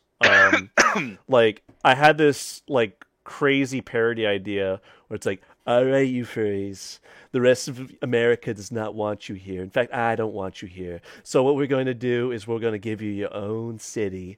And we're going to call it Zootopia. I got the idea from the movie of the same name. Now, you furries are going to be you furries are going to be self-governing, and if you try to leave in fursuit, remember it's hunting season right outside those doors. And Oh, and so, like, basically, yeah. the implication is that the furries are given this city and have to live there. And, like, I'm just imagining to myself, like all of the furries that are narcissistic, egotistic, and, like, have an inflated sense of importance in the world. How many of them are going to rush? In multiple senses. Yes. How many of them are going to rush to the opportunity to be, like mayor or governor of the city? And, like, Oh, fuck no. No. Like, Crunkle Kage will engage in, like, a sword duel with Dragoneer on top of, like, you know, the main tower or something. oh my And, god. and to fund the rest of the city, they'll make it a pay-per-view event, and whoever wins gets to, like, run this quote-unquote Zootopia city. Trial by combat. Yeah. Yeah. And for like the tech departments, whoever could sculpt out a base mesh for an avatar the fastest. Oh god, that's more appealing for the VR chat furries, who would be their own brand of crazy and psychotic. Yeah, they'll plug you into the Matrix, and you can be the battery for the city. There you go. Well, I've built a universe within a micro universe. Powers my car battery. You guys want to talk about the whole VR chat society sort of thing? What you've observed, anything like that? You guys want to get into that? Yes. Yeah. Maybe. Oh, this ought to be good. Yes. All right. Oh yeah. So, as an introduction, like just overall opening statement, I've been on VR chat for a couple years now, and I've seen a lot of people. I've been in a lot of situations, a lot of interesting people, and people that are interesting, but in a way that you don't really want to be directly in front of them or near them. And given that sense of like, it's weird how either like, you know, I'd have to break it down into like, you know, 1/5 of the population are not quite, they're not quite playing with the same amount of cards that, you know, the rest of us are. You know what I mean? Like VR chat became Honestly, their life. Go ahead. Bro, it is. It's just two groups of people. People that live on VR chat and people that play VR chat. It's a good breakdown of it. That's literally the difference. Well, no, Maxwell, I'm going to have to disagree with you. Only insofar as the people that live on VR chat, they can be broken down into subcategories of like. Oh, how- yes, of course. Okay. I'm not debating that, but Oh, between the two, there's people that play it and then people that live on it. And Well, there the is a thing. Well, very the big thing difference. is. Well, the thing is that there are some people. Like, I guess before vaccination, that was the best way to get some social shit out of yourself. But now that Okay, I like guess, everyone's all right, getting what I vaccinated mean and shit, is that that's their whole life is VR chat. that's all they got. And on VR. They don't have anything in real life going on, and I mean nothing. So that's where all of their attention and anything significant goes. And then you have people that play VR chat, and then, you know, they're just like, oh, it's kind of fun, cool, all right, you know. It's So, not their entire life. no, you mind if I piggyback on that statement, Maxwell? Go right ahead. I don't want to make this all about me, but you guys know that I've been in some like varying states of drama. Maxwell's been right by my side in the trenches, you know? I'm an OG. I'm from the original VR chat. Yeah, Like- Second Life, I know. No. I mean, I've been around since before VR chat even was popular. Yeah, Not bragging. just saying 2017 was I've my seen start date. everything. Yeah, Nas. but like, I've seen anyway, the rise and fall of many fandoms on there yeah, and communities. especially dude, the best remember boy. coming into that shit, dude, and like I could barely find any furries in the beginning of VR chat. Yeah, I could barely find. I was like, furries in VR chat? Nah, it's just trolling shit, whatever. Funny meme, lol. no, dude. And then I started finding They furries. they all stuck by like either the best boy world or the Yeen world, and Mhm. or the Ashy was it. Paws' world because he had one. And Which was full of ripped models. well, we don't talk about that. Wink, wink, nudge, nudge. Oh, right. Sorry, not ripped. Um, Personally made. appropriated. Custom avatar. Yeah. Appropriate. Custom avatar. All right. So Yeah, anyway, It's um, for peacekeeping. going back to the whole like, so I've been through a lot of drama, and my theory is that a lot of the people that I sort of, I wouldn't say I tethered myself to them, but they became like close friends over a relatively long period of time. The problem is that these were the people that came to the forefront when I wanted to make projects. Problem: a good proportion of these people were emotionally unstable, and they immersed a lot of their time and attention not only to the online space, but also to VR chat. You get where I'm going with this, right? That means that Mhm. anything, if I said something that came off like that could be misinterpreted, you know, could be purely a misunderstanding, would seem like a mountain versus a molehill. And going back to what Jubei said, you know, the fear of confrontation. Me personally, if I see a problem, I'm going to probably like approach it and be like, yo, what's the fucking problem here? But furries don't do that. They'll do passive aggressive shit. You know, you Yep. try to talk to somebody, they will either ignore what you said, they will leave the world, they will, if you try to do it over Discord or Telegram, they will just never respond to you. Because or try to white knight a bad angle, Yeah. even though they're in the wrong. Well, Yeah, they'll try to like kind of like flip the blame on you, as they'll make you look like the asshole basically. yeah. I And never. if you open your mouth, you're gonna just dig yourself even deeper into that asshole. Yeah. What it boils down to is if you're the victim or if you play the victim card, you automatically have the moral high ground. You can't be defeated. That's their You play- mindset, if you- but go ahead. You can be defeated. Fuck. I have destroyed a lot of victims, quote unquote victims. My boyfriend has done the same. That's kind I of thought- my little playful game I play. I thought your ass destroyed a lot of dicks. That's it. Oh no!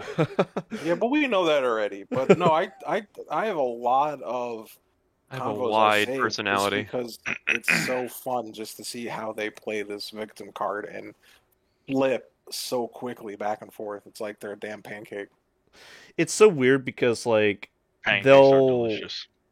it comes down to a lot of like issues, but I'll just say like nobody ever wants to be wrong.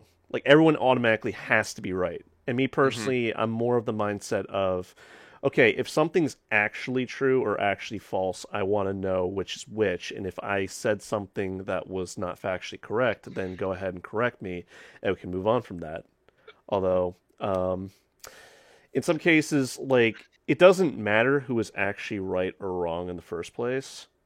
Right. Like if somebody was proven right, and an entire community thinks that they're wrong, they're going to keep that wrong image, because if they acknowledge that the person was actually a victim, then that would ruin their whole, There we go. So- narrative, you know? Tujo, that's the terminology to describe that the best would be called the double down theory. Yeah. That's the double down theory, and when you are when you have a point and you think that that point wholeheartedly is correct, and then you are proven wrong, you will like double down and just make yourself look worse because like you're trying to defend a shitty point. Yeah. I've seen it happen a lot. Hell, Maxwell was So at the like forefront flat of that earthers are once. double downers. Yeah, they are. Yeah. I won't go into the whole details, but Max, that was interesting to see how the community responded to your situation back in the day, you know? Oh yeah, And, actually, I'm not those saying people didn't just double down; they tripled infinity down. down. Yeah. No, they infinity down. They kept going down. I'm like, you're $4 billion in debt. You sure you want to keep going? Oh yeah, I can do it. Well, see, Um, there's something called the emotional bank account. And it's like, let's say, hypothetically speaking, I turn to Cyberpimp, I'm like, yo, I need to, like, move out of my house. Can you come down with a truck and help me move?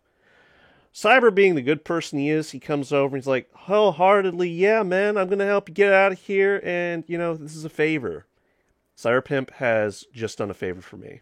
That favor has cost me a certain amount of points in his book of, like, the unwritten one, the one that's inside of you. It's like, it's cost me several thousand points of bro points. Now, if you have, like, long-standing friendship with somebody, they would be more, inclined to help you out in bad situations than, somebody else would. The problem is you can't expect that forever, and some furries, they do, because I guess that's the core of their dynamic. I don't know. It's like... So later down the road, Cyberpimp needs to move out, and he's expecting some help. I just went to the Bahamas, specifically when Cyberpimp needed me, and said, "Oh, sorry, bro, I'm on the ship right now. I'm nearing the Bahamas as we speak. I will not be able to help you move. Sorry." Boop. And then Cyberpimp's like, "Wow, what a dick." Furries do Like, that yo, all. I'm gonna go to his house and all that shit that I helped move. Then I'm gonna move into the back of my truck and keep because he's in the Bahamas. But Because capitalism works. you see what I'm saying, right? Though. You can't see it, but I'm dabbing. I can feel the dab. Yeah, seriously. That wasn't a heart No, attack. but That was me dabbing. That's a very common thing people use, Tujo. And the problem is that a lot of people don't put money into the bank. They just expect to pull it out. Yeah. and it's a debit, not a credit. So what are how are you pulling this out? I mean, I guess it really depends on a variety of factors here, you know what I mean? Like, but the problem is simultaneously some furries that we know, wink, wink, nudge, nudge, not only will they take a favor, they will also shit talk the person that the favor is like they're getting it from. You know what I mean? We know one community leader that did that for a while. What his name is, well, I won't say. My brain. We're probably not. Hey, Platypus Dragon.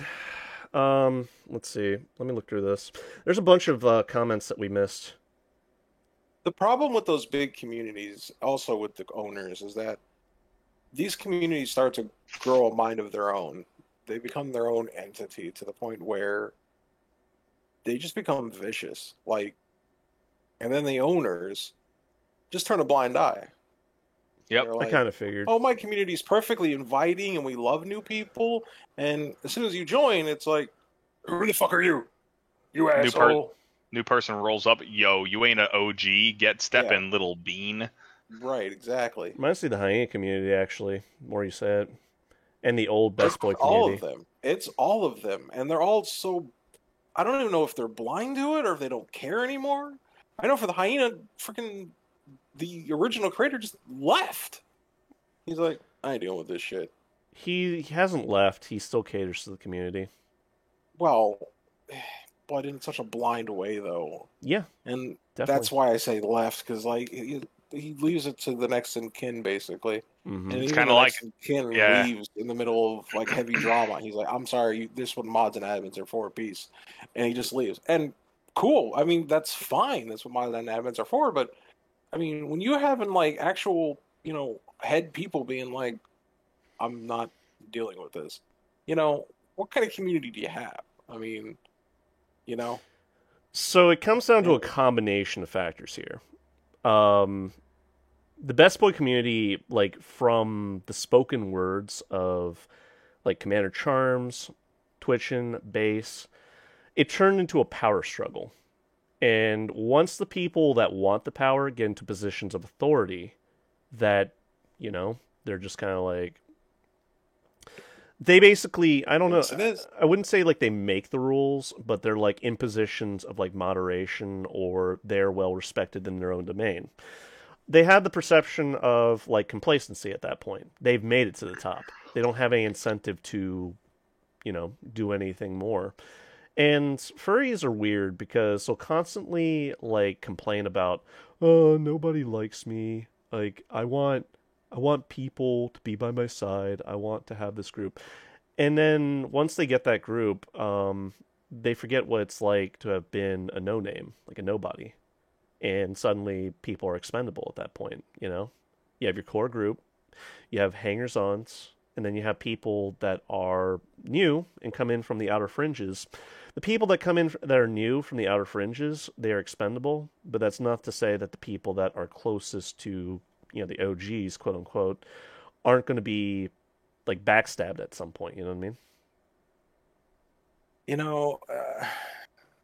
It's interesting how the whole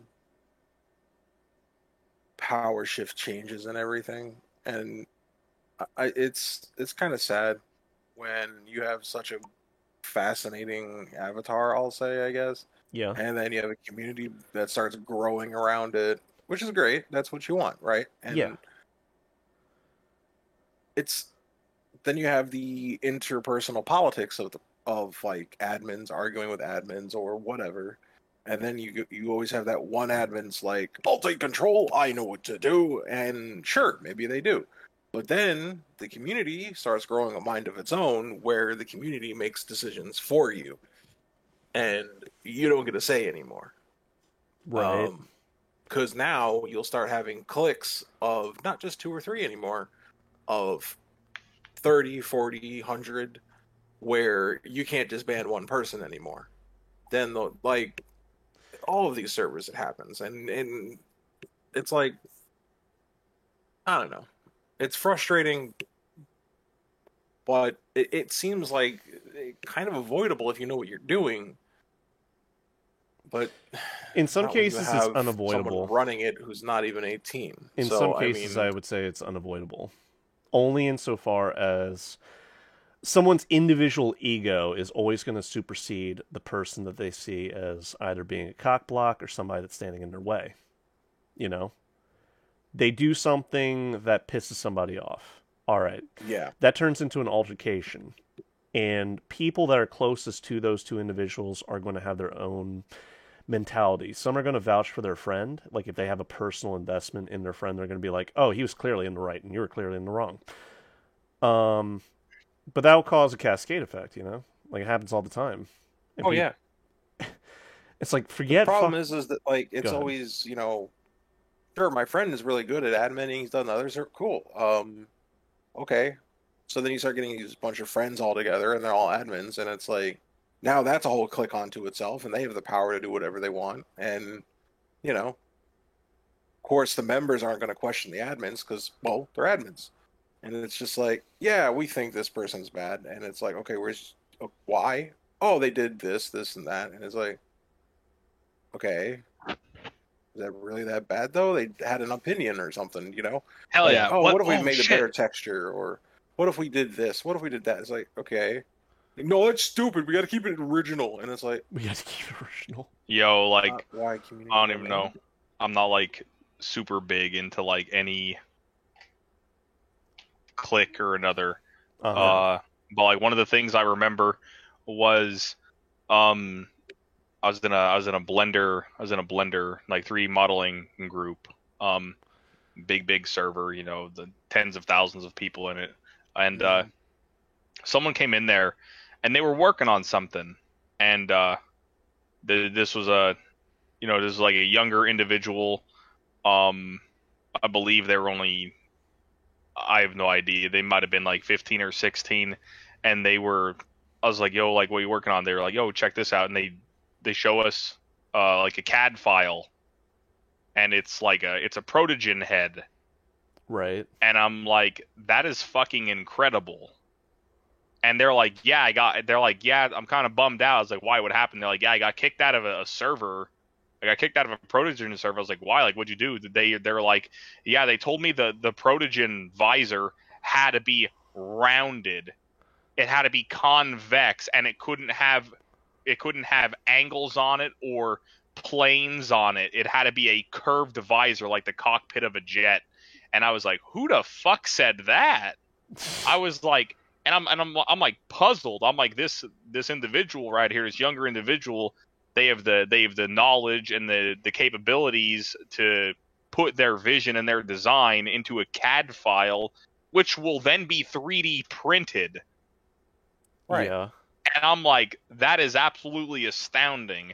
But the community, instead of seeing this as like an absolute win, and instead of seeing this as like something that is like inspiring and like just an absolute marvel and a testament at this individual's drive and like determination to make something that is not just original but also immediately identifiable. You'll still know it's a Protogen. It's just their rendition of it. It's their take on it. They were ran out of the community. They were cast out of their own little group because they had a different opinion on what a Protogen should look like. And it's just, it doesn't just stop at like art. It stops, or it goes on far beyond that, and it extends like into like the rest of society. But that's a story for another day.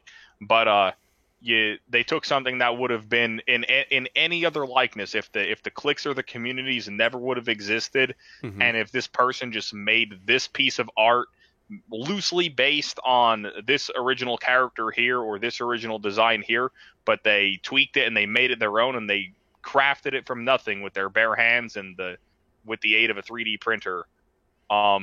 Everybody else, like, you know, I'll use the relative phrase like, ooh, that everyone frowns upon, like normal people would just be like, yo, like, that's fucking awesome. Yeah. Like that is an absolute fucking achievement that you've accomplished. Like, we're proud of you. But the flip side to that was that they were ran out of a community that they tried to just make friends in. Seriously. Real quick, because a friend mentioned Pikipedi. Pikipedi made the Shiba Squad. Technically he didn't make the Shiba Squad. The Shiba Squad materialized around Pikipedi, but he made the Shiba community. And I will just say right now, for the sake of transparency, I still consider Pikipedi a friend, but I acknowledge that he's done a lot of controversial things leading up to this point. Would you all agree? I don't even pay attention, to be perfectly honest. I Oh, have that's no fine. clue. So, I'm cool with him. He's a cool guy. I hang out with when I can. He's usually hopping worlds or Yeah. I mean, I whatever. have nothing major. The only thing I have against him is that he made a lot of grand promises they never kept, and one particular incident where I got a passive aggressive message from Shalefoot, but that's besides the point. Yeah, but the public perception of the VR chat, community, their perception of the Shibas is that it's a toxic community. And, you were just talking about how the community will take a life of its own, independent of where your start of origin was. And what are some of your interactions with Shibas, if you don't mind me asking? Barring Pikipedi. I'm talking about specifically, just Shibas you've seen out in the wild, or groups. Anything come to mind? I mean, yeah, no, for me, what's kind of funny and hilarious is I don't even know how it happens. It just kind of happens, I guess. But people that use the same model tend to hang out together, and either Crike's model or Shibas or the hyenas and Best Boys. They always seem to just group together. Yeah. As for the Shibas, they're basically known as the frat boys of VR chat. That was what I was going to use to describe them. The first clique that I really knew about was the Sheep Squad. Right. I knew Nanachis as people who fuck. Yeah. People who fuck on VR Over-sexualized, yeah. People overly sexualized individuals use Nanachis. 90-something% of them. The small percentage of wholesome people that use it, kudos to you. But the rest of your community likes taking it up the ass. Which is why a certain virtual FurCon will never have them on the panel. Ooh. Oh. Well. They're trying to stay wholesome, and that's a bad way of not being wholesome. You guys are giving me some ideas for new skits. But, anyway, yeah. I mean, come on. You just context clues. You can kind of figure it out when, the actual leader, one of the many discords is how come you guys don't add us? And it's oh, well, let's submit a, thing. And it's they had a whole drawn-out conversation, and you could just yeah, we're, thanks, bro. We're good. We got, people. Damn.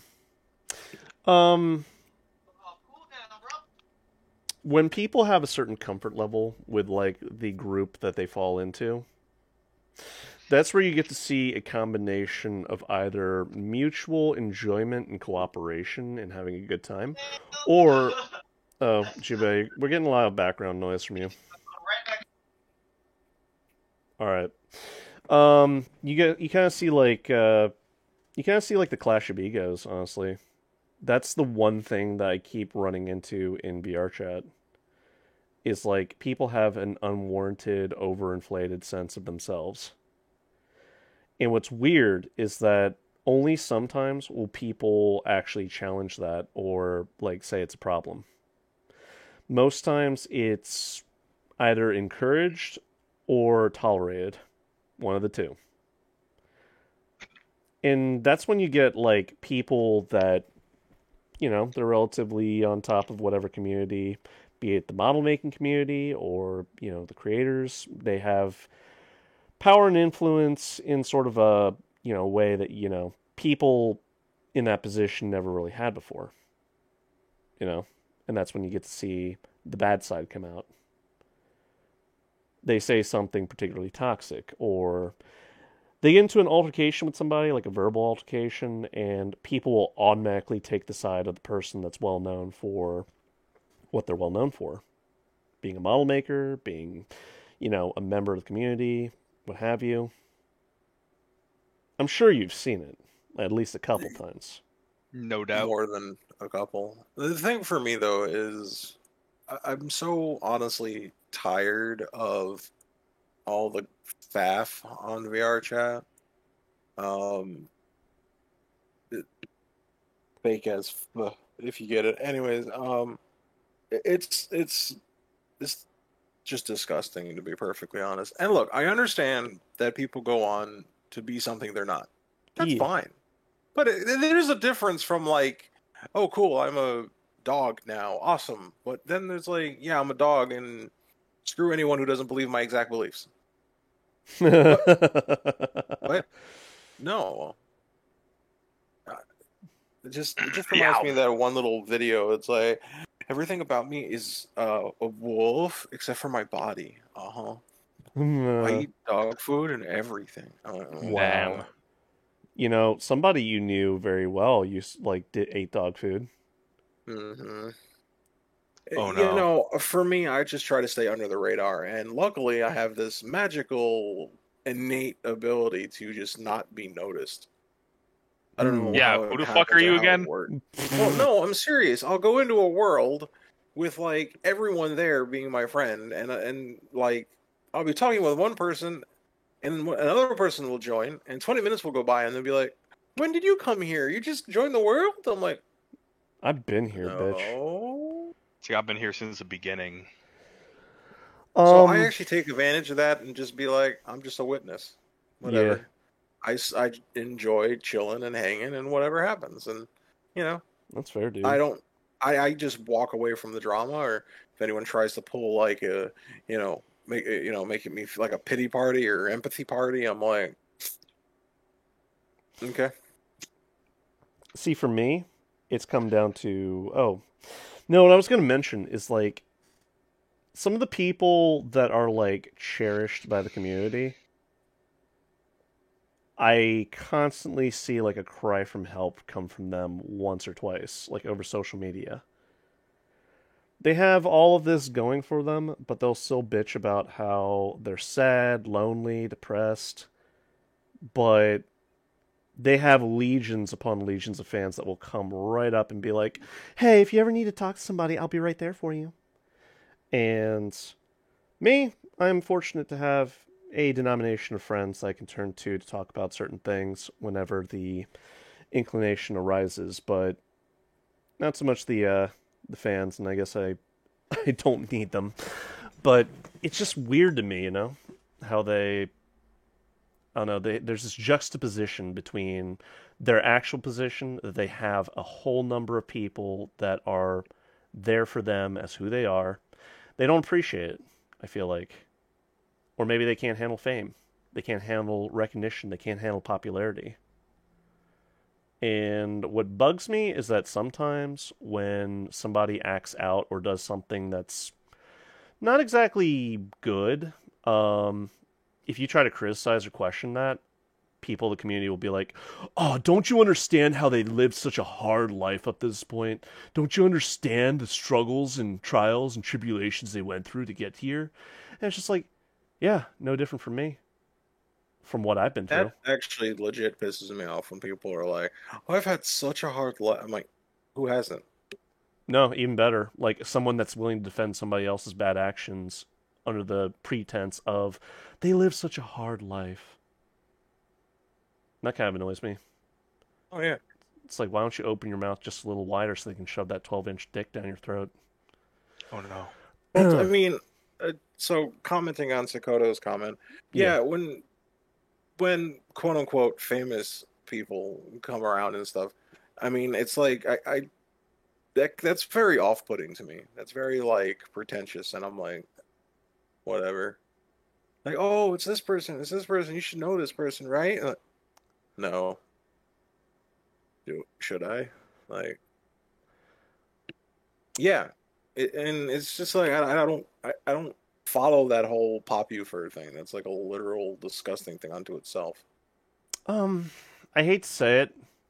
I genuinely think the furry fandom needs heroes, people that are, cool and noticeable and recognizable in their own right. if they become quote unquote poppy fur, I know that poppy fur has bad connotations these days. If they become that like organically, like naturally, then that's pretty all right, you know? You kind of need something that kind of like carries you, your image, something that you bring to the table, whether it's your magnanimous personality or a particular skill, like being a good artist or, you know, a gifted, you know, avatar maker, and that you offer your offerings to the public, you know. No, and I'm not saying that being someone who's popular is a bad thing, but it's more of like the flocking thing. Oh, dude. Whole entire worlds would clear out because somebody either left or joined. Yeah. Yeah. Like a fucking plague. Literally, like, you catapulted a fucking bubonic plague disease body over the walls, and people are like, yup, gotta leave. It's like, oh Sounds shit, about fucking, right. what's that, Rona 2.0? I don't got a mask on me, everyone better bounce the fuck out. There was one user that actually was known to like he didn't drive people away. People would try to eject him from the world because he was that toxic. And, Which guy? Well, Rainforest Wolf, and I only say that name because he's no longer around anymore. Ashy Paws. I knew him almost 13 years ago on Second Life originally. Damn. Oh, Jude, we're getting a lot of background noise. Oh yeah, dude, sounds like the Three Stooges are literally having a live performance in your house right now. No, but like, in all seriousness, though, going back to that, Rainforest Wolf was a interesting example of somebody that wanted to have sexual relations over online and get his rocks off, but you know, he seemed like that was his one driven thing to do, because like it'd be like, Maxwell, you know me for 2 days, and I just drop you a line. I'm like, hey, Maxwell, I don't know how to say this, but I think I'm getting feelings for you, and Maxwell's got a good out for that. They would go literally they would spend an entire week going through the full phases of dating, marriage, divorce, and breakup. That would be Holy their entire fuck. week. That's like all the stages of fucking grief. Yeah, Like, yeah, no, they would fucking do that every fucking week. Like they would have a new person every week to do that with. marriage alone is every stage of grief Cyber, all at the same I time for love 50 you, years. Cyber. Uh, I love Oh, you no. so much, Cyber. It's impossible. Hey man, I So ship on it. Monday, I love you, Cyber. Tuesday, we should get married, Cyber. Wednesday comes around, I don't know, I still love you, but I'm having difficulties. Saturday But- comes around, I don't like you anymore. You're mean. You're not nice. Sunday comes around, I found someone else. Goodbye. I found someone else. Goodbye. Ooh. But Maxwell, That I'm is a not big old real. oof. I am a computer program. I am fake. No, but going back to like what we were talking about. Actually, he did it so much. He actually did that to me 3 times. 3 If you times. Remember? Dear with Lord. 3 different accounts. 3 different Holy accounts. fuck. Damn, dude, you got married 3 times? Holy fuck. Hell One and yeah. done for me, homie. GG, bro. No, He's sir. got me beat. He got me beat. Fucking swerve. Jesus. Because But- he kept getting banned. He kept getting banned like once a month. I mean, is that really a surprise based on what No. he did? Every group he would go into, he would get kicked out because he would just copy paste the same line. I'm lonely and no one wants to be with me. Can someone be with me? Oh god, that just reminds me of this comic where there's 2 bunnies on a hill, and like one bunny's like, nobody cares about me. I'm not like important. And it's like no one wants to hang out, and there's a bunny next to him, and it's like I'll hang out with you. And the rabbit just looks at him, it's like, yeah, but you're not important. Exactly. God. No, you would message him, like DM him, and he'd just be like, nobody likes me. And you'd be like, well, we can hang out. And then they'll go through the whole week cycle, and that was it. Oh Jesus. Yep. Once the week was up, you were just thrown to the curb. Or like thrown in the trash, like yesterday's news. Furries are like that, actually. You know, like we have what's called social climbers. They will specifically try to date you because you've done something to gain net recognition or notoriety or notice. And Shit, yo, is that like the ice climbers from Super Smash? Hell yeah. Yeah. Hell yeah. Now you're making me want to play Smash, damn it. Yeah. You 1v1 me, bro. Yeah. Fuck yeah, Seriously? I have it. What's your highest? I need to know what is your highest ranking character in Damn. GP. All right. So, like I was saying, going back into all this, like, there's that desire to, like, yeah, they hook up with somebody that's well noticed. I am aware of, like, several relationships that have happened on VR chat inexplicably, because VR chat relationships Several always work out those. well. Yeah, that's a good substitute for real life interactions and Really fucked Jubei, up. Sorry, I Jubei. put that back. Yeah. Like I've got another person in this room, dude. I You're know, fine. I know, I know. What They're should just make is very noise. excited. All right. So anyway, what I was gonna say was like, I've been to quote unquote VR chat weddings. Hell, some of them even had an ordained preacher there to like lead them. We're certainly breaking new frontiers here. I guess. Okay. Yeah. I don't know. It's like I'm just more and more like reflecting upon the ideals of your statement where it's like you either play VR chat or you live on VR chat. It's gotta be one That's of the two. honestly what it's boiled down to nowadays. It's turning into Second Life where people just idle all day and count how many Yep. messages they get. How many people actually, message them. And I would say message by literally just going, hi, hi, hi. And they'll count how many they have, and then they feel good about themselves. They'll never respond. Oh man, Nomad here said something pretty cool. See, cute and cringe go hand in hand, I would say.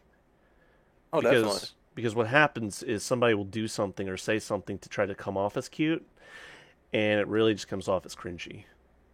And then you're just like, why would you say that? Okay, so real quick, you guys know why I'm on VR chat, right? You I don't have a life? actually have a decent life. The problem is I'm that kidding. most of the I'm kidding. furries. Yeah. No, it's fine. Okay.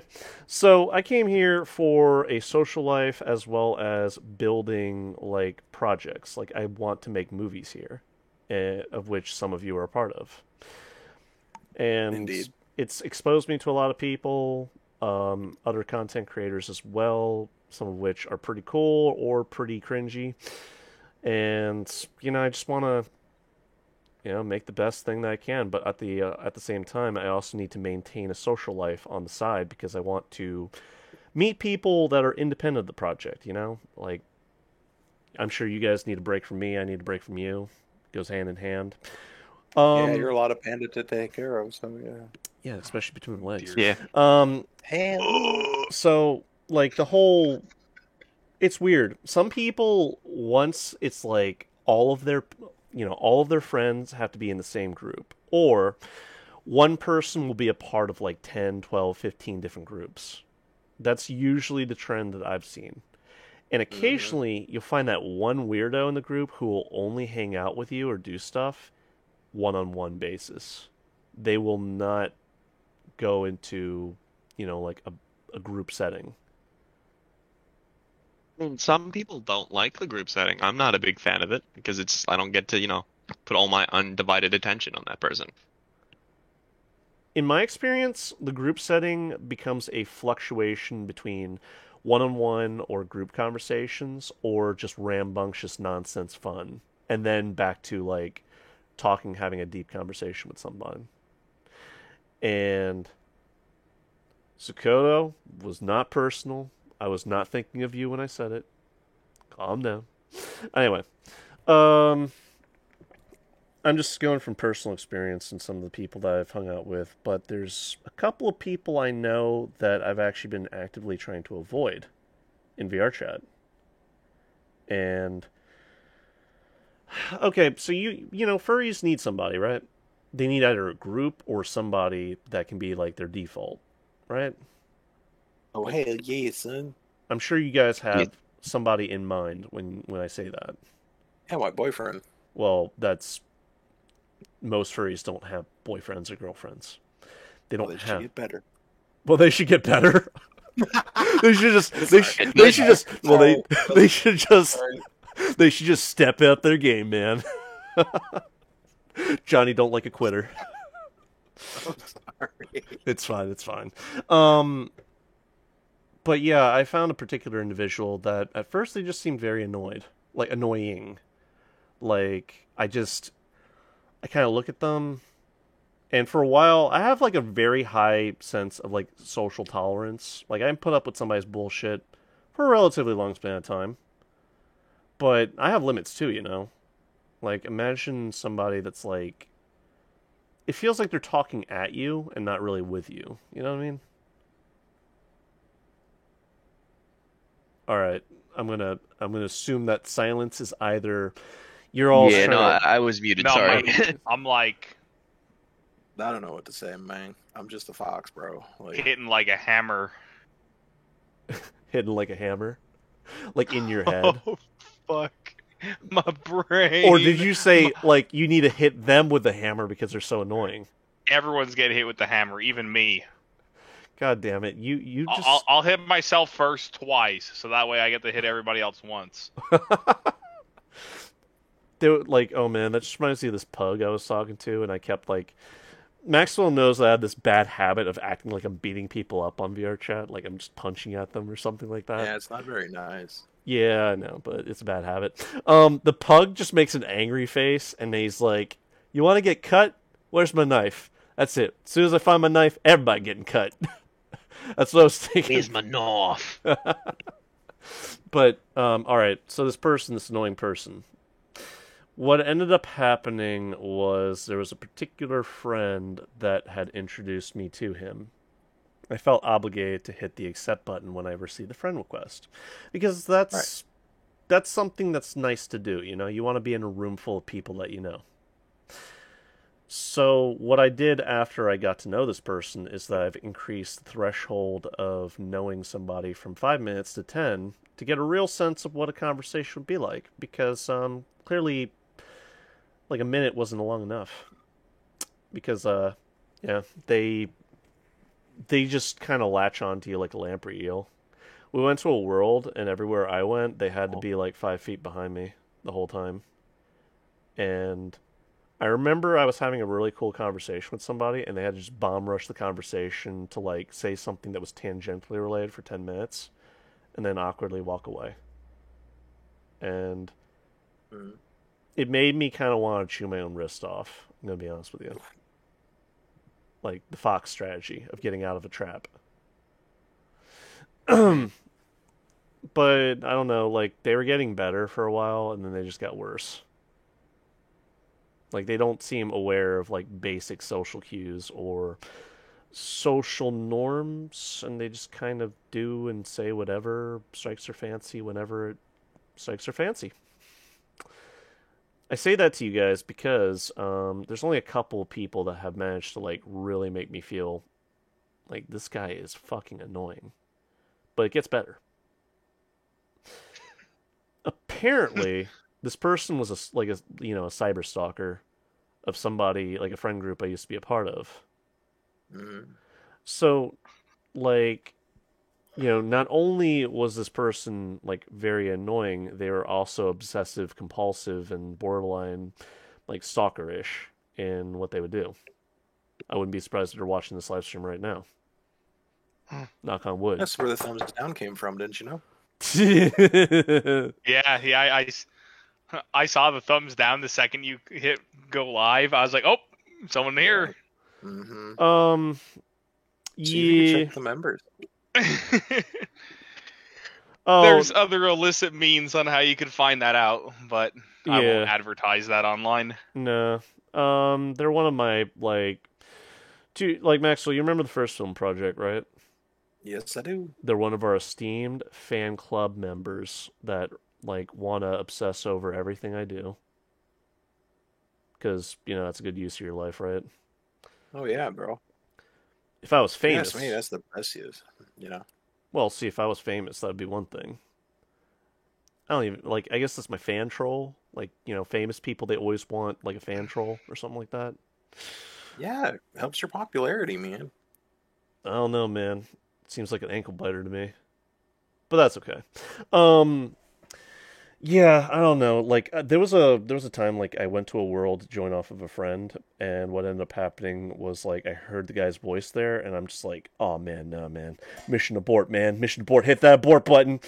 And I talked to my friend that I joined off of like later about it, and he's like, "Oh no, dude, I have that guy blocked." I'm like, "Oh, well, like I was talking to you." It's like, "No." Like I'm like, "So when did this happen?" And it's like, "Well, you see, it all started about a month ago. Like the dude just can't take a hint, so I had to block him." Me, I never block people. I just unfriend them or like mute them. Yeah, I Like don't to- block either. It seems Honestly. needless. I think I blocked Ashy Paws out of principle. Like No, I mean, well, he even blocked me. I didn't give a he fuck. blocked me too. Yeah. I think I was drunk when I did it too. I was just like not really thinking. I do weird things when I'm drunk. But anyway.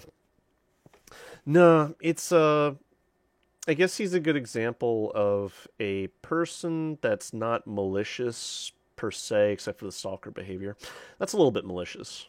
Like, keeping tabs on people, I understand some people do that, but at what point does that become nefarious, malicious, malignant?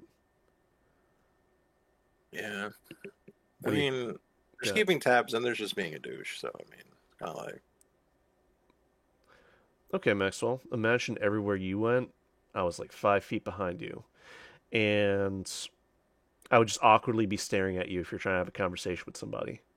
And I do that. creepy. Yeah. That's what I'm trying to describe to you.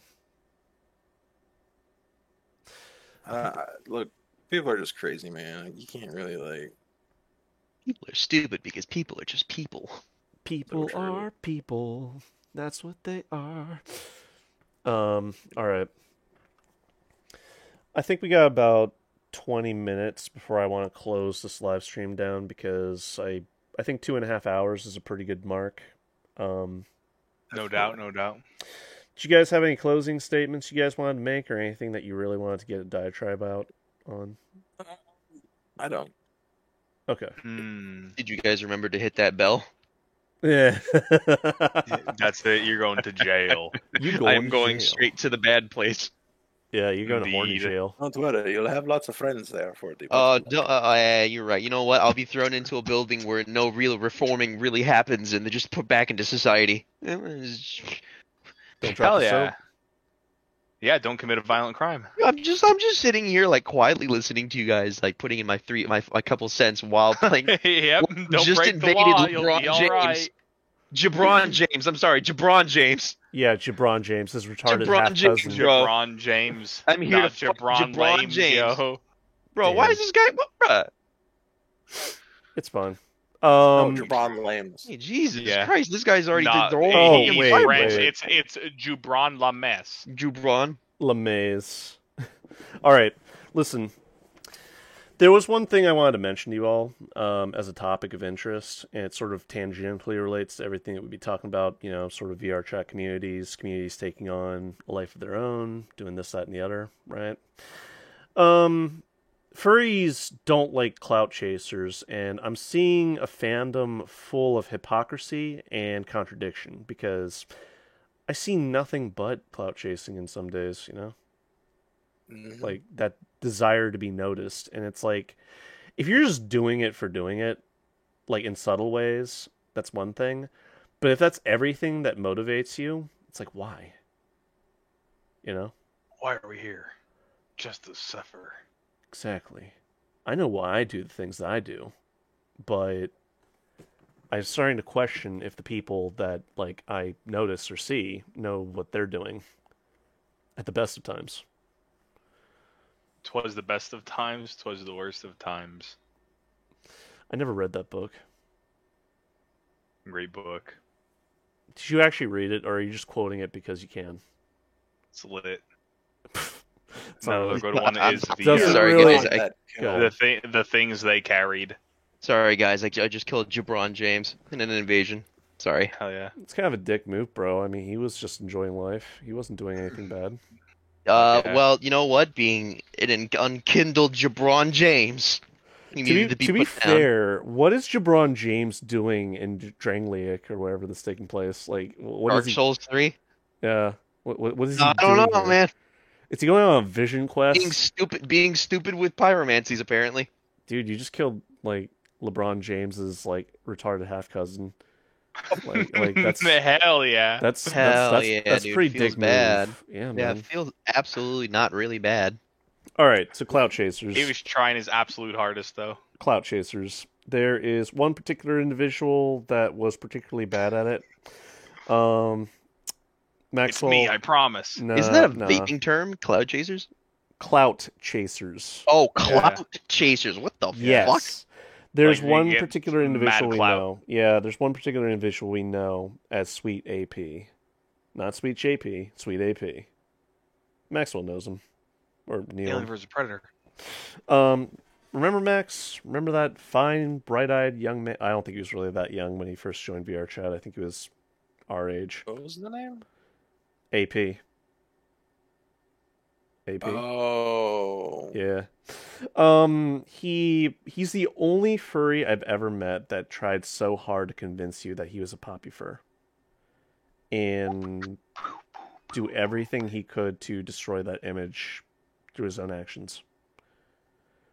I can never tell if he was just sociopathic or, like, paranoid. Probably both. What do you think? Mm-hmm. Well, he's not human. We know that. You described him as being living cancer, which is truly He astounding. lost his right to be. You can't call that thing human. You can call it a virus. You can call it cancer. You can call it that, but it's not human. Humans don't go to a place, destroy the environment, destroy themselves, and destroy anything that keeps them alive.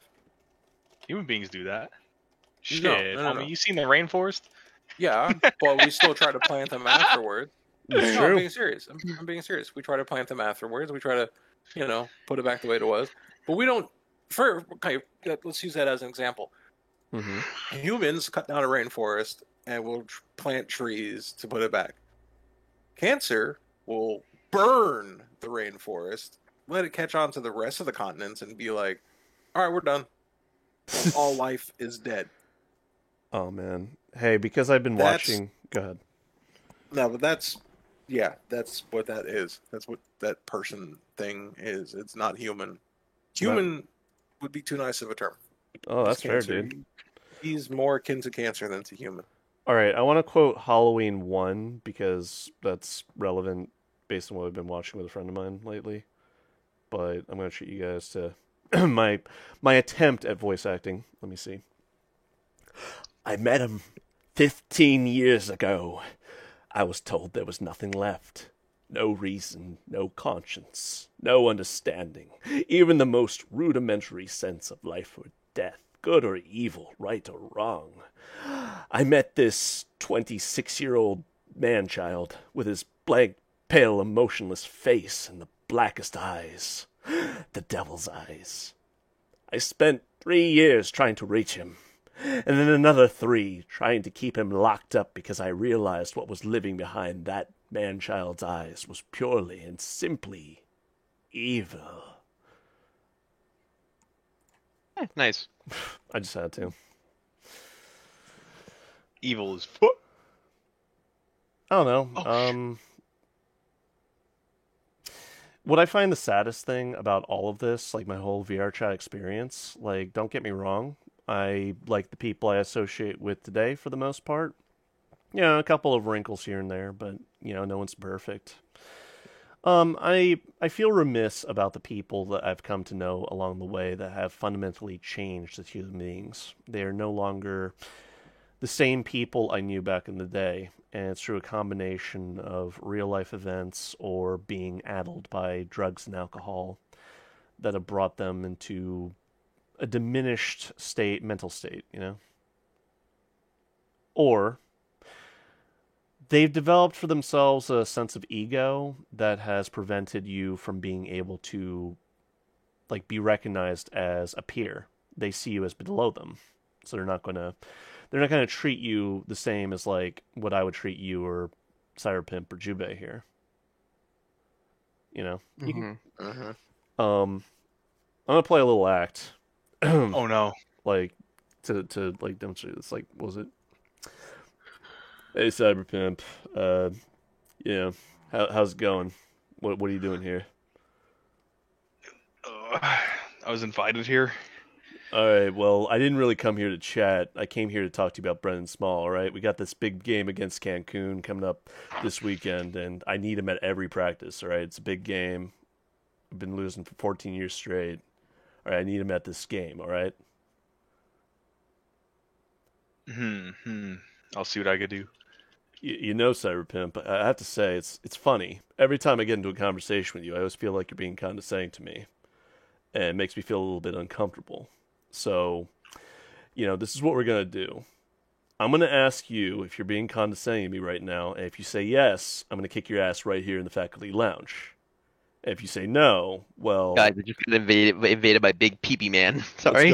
Let's go ahead and clear that up right now. So, are you being condescending to me right now? Absolutely. You're getting your ass kicked. I'm gonna need you to step outside, little bean.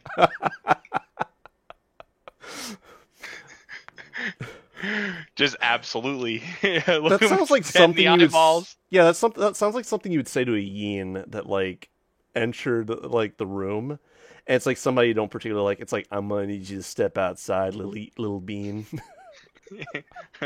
Bring them beans here, little yin. It's like, oh no.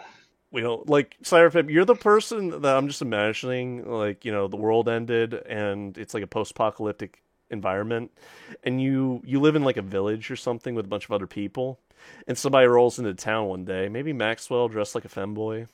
Got his nice little like panties on, his leggings, maybe little bits and pieces of armor on, and you're just like there with your like lumberjack looking self, wearing coveralls and like a plaid shirt and like a pitchfork. It's like, we don't take too kindly to your kind around these here parts.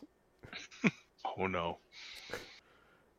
You gotta do one thing. So if you could rub a back real good, you could stay. Would you rub that Better back? trim them nails.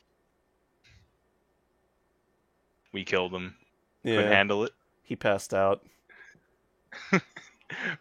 He flatlined. Meanwhile, Jubei over here is playing JoJo's Bizarre Adventures Dark Souls 3 Edition. Yo, I am JoJo. I seem to be the Grandpa Joe out here. Oh shit! All right, well. Why are these people all wearing goofy ass hats? Yo, hats why are not? delicious. Why not, bro? My hats are delicious. Jesus. All right. I will say though, stab that guy. Anyway. I guess just to encapsulate and wrap all this up into a neat little bun, this is a very unstructured live stream because we didn't really have that many topics of interest as far as drama goes. I could talk about drama all day, every day, but I don't really want to because there's other things to talk about, and, things I notice. That's what I want to talk about here. That's why I sort of brought up the whole Poppy Fur clout chaser phenomena thing going on. But yeah, these live streams, I'd say every 2 weeks. I would say hell yeah. I would say once a week, but unless you do it on, we could mix it up. Yeah, like do every 2 weeks for sure, and then you could do a sporadic one in there if situation is suffice. Yeah. Also, everyone get some alcohol on hand to just have by your table in case like a particular. You don't want me to have alcohol. Oh, that's okay. Trust me. Well, we could play a drinking game like what Jubei suggests and just be like, every time that this word comes up, take a shot. And if the word's like spoken too often, it's like take a half shot. What do you think? I don't know. Oh my. Out of a drinking mood right now. You were earlier. You were just like, I'm gonna get into this live stream. He's devastated, dude. Like, this is alternate universe Jubei stepping in, piloting the ship. What? Nah, dude. It's just Dark Souls does shit to you, man.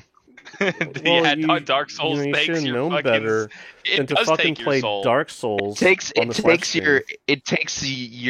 don't need to eat when you're playing Dark Souls. You don't need to drink. You don't need to use the bathroom. Fuck off, man. Dude, Dark Souls are nothing, man. I'm just sitting here invading worlds. It's not just Dark Souls for me. It's Furry Souls. No, none of those. Throw them all in the garbage. Oh yeah, that's right. Furries don't have souls. Not that I'm gave 'em aware up. of. No. Remember, everybody. Remember, word of advice to everyone out there. Uh-huh. These are words to live by. Okay?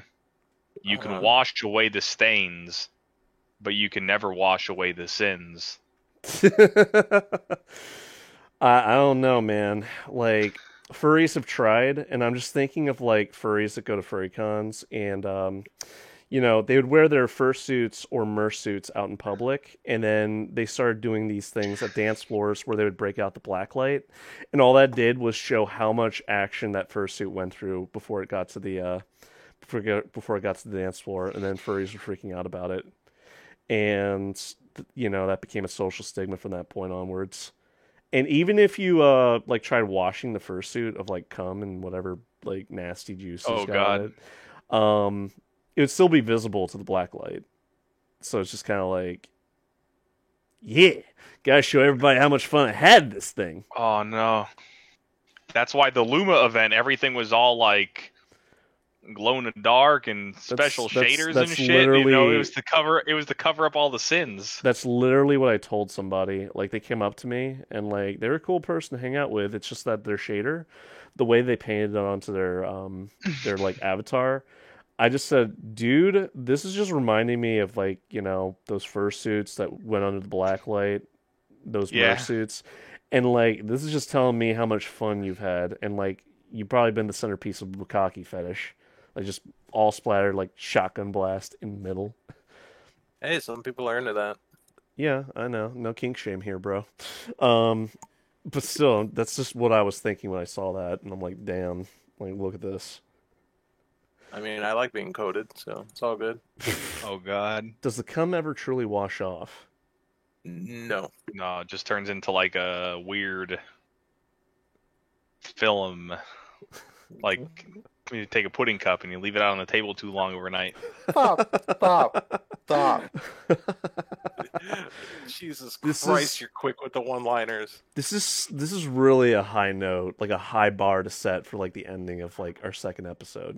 I have to say. Oh Dear God. yeah. You know, we all into that high barness. You know. I didn't have much of an expectation when I stepped in here, and like was like, all right, well, let's talk about random things that come to mind. But this is certainly not really what I was expecting. But Oh, it's all good, mate. I mean, that's what furries are fixated on: the promise of sex. They're desperate for it. Exactly. Oh, no. Don't worry about it. It's Like- completely normal. Even It's Cyberpimp over here. completely normal. Well, Cyberpimp I need here, a undying legion of like hyenas. I need an undying legion of hyenas that are I like can give you technologically dishwashers. savvy, but like dude. not. Dude, what the fuck? I just saw like Yeah, me Japanese too. signs and like You know what I mean? glitchy signs all over my screen. That's cool. I think you might be in like a hacked area, but anyway, Cyberpimp, when you say hyenas, like, do you mean like the yeens that we used to associate with back in the day, or what do you think? All of them. Well, we need wargs. Baby. That's what we need from like D&D. We need like wargs. Wargs, huh? Yeah, or like what is that? World of Warcraft? Like hyena people. No, what you're thinking of, like, what the fuck are they called? There was a specific name for them. Worgans. No, that's wolves. Started with a G, I think. You know what I'm talking about? G-Mans. No. Oh fuck. Okay, you know. okay. Like, one of you fuckers has to be like a World of Warcraft enthusiast. Knowles. Fuck no. Knowles. It starts with a G. Knowles. Gnolls. Yeah, Yeah, from yeah. D&D. Hyena Mhm. people. Yeah, Yeah. exactly. Well, like, why do you want this infinite legion of them? Why? You gotta take back that crater, dude. Okay, well, one, you're gonna have to talk to Darn Hyena about that. Two, a lot of those OGs are kind of toxic individuals, so you probably need hazmat suits to deal with the cringe. Three, That's all right. like, I would honestly just carpet bomb the entire area and start Oh over. no, nuke That's- from orbit. It's the only way to well, be sure. That's my suggestion. You don't have to take that at face value. You can just adulterate it however you need to. But I would say take some inspiration from the Vietnam War. Maybe take some good old fashioned American napalm. Really just carp bomb the area. Oh God. Hell, like Maxwell here could be your wingman. And after you're done torching that part of the area and reestablishing the Munge, you guys can go to the gay bar after the fact and be like, start a nuclear war at the gay bar. Gay bar. God.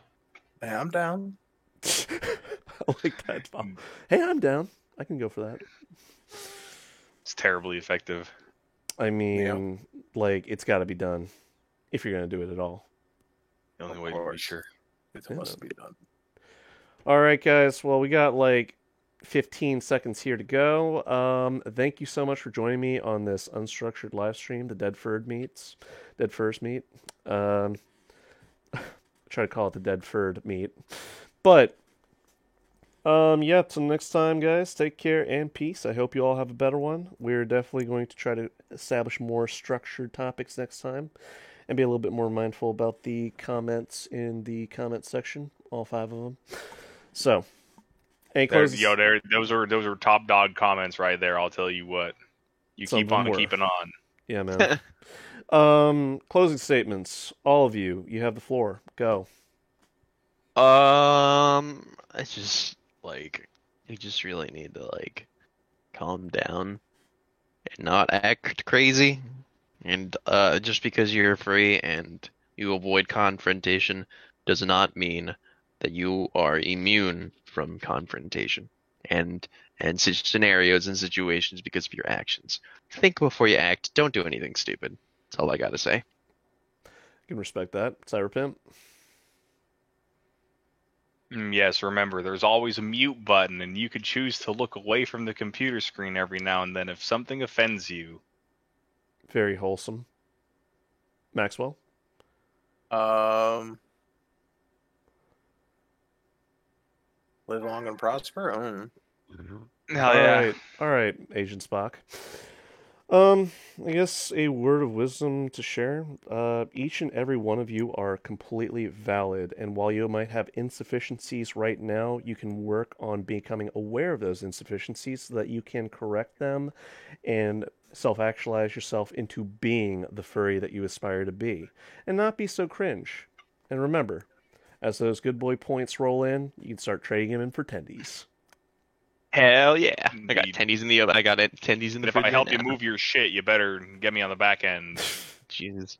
All right, well, officially, till next time, guys, take care and peace. I hope you all have a better one.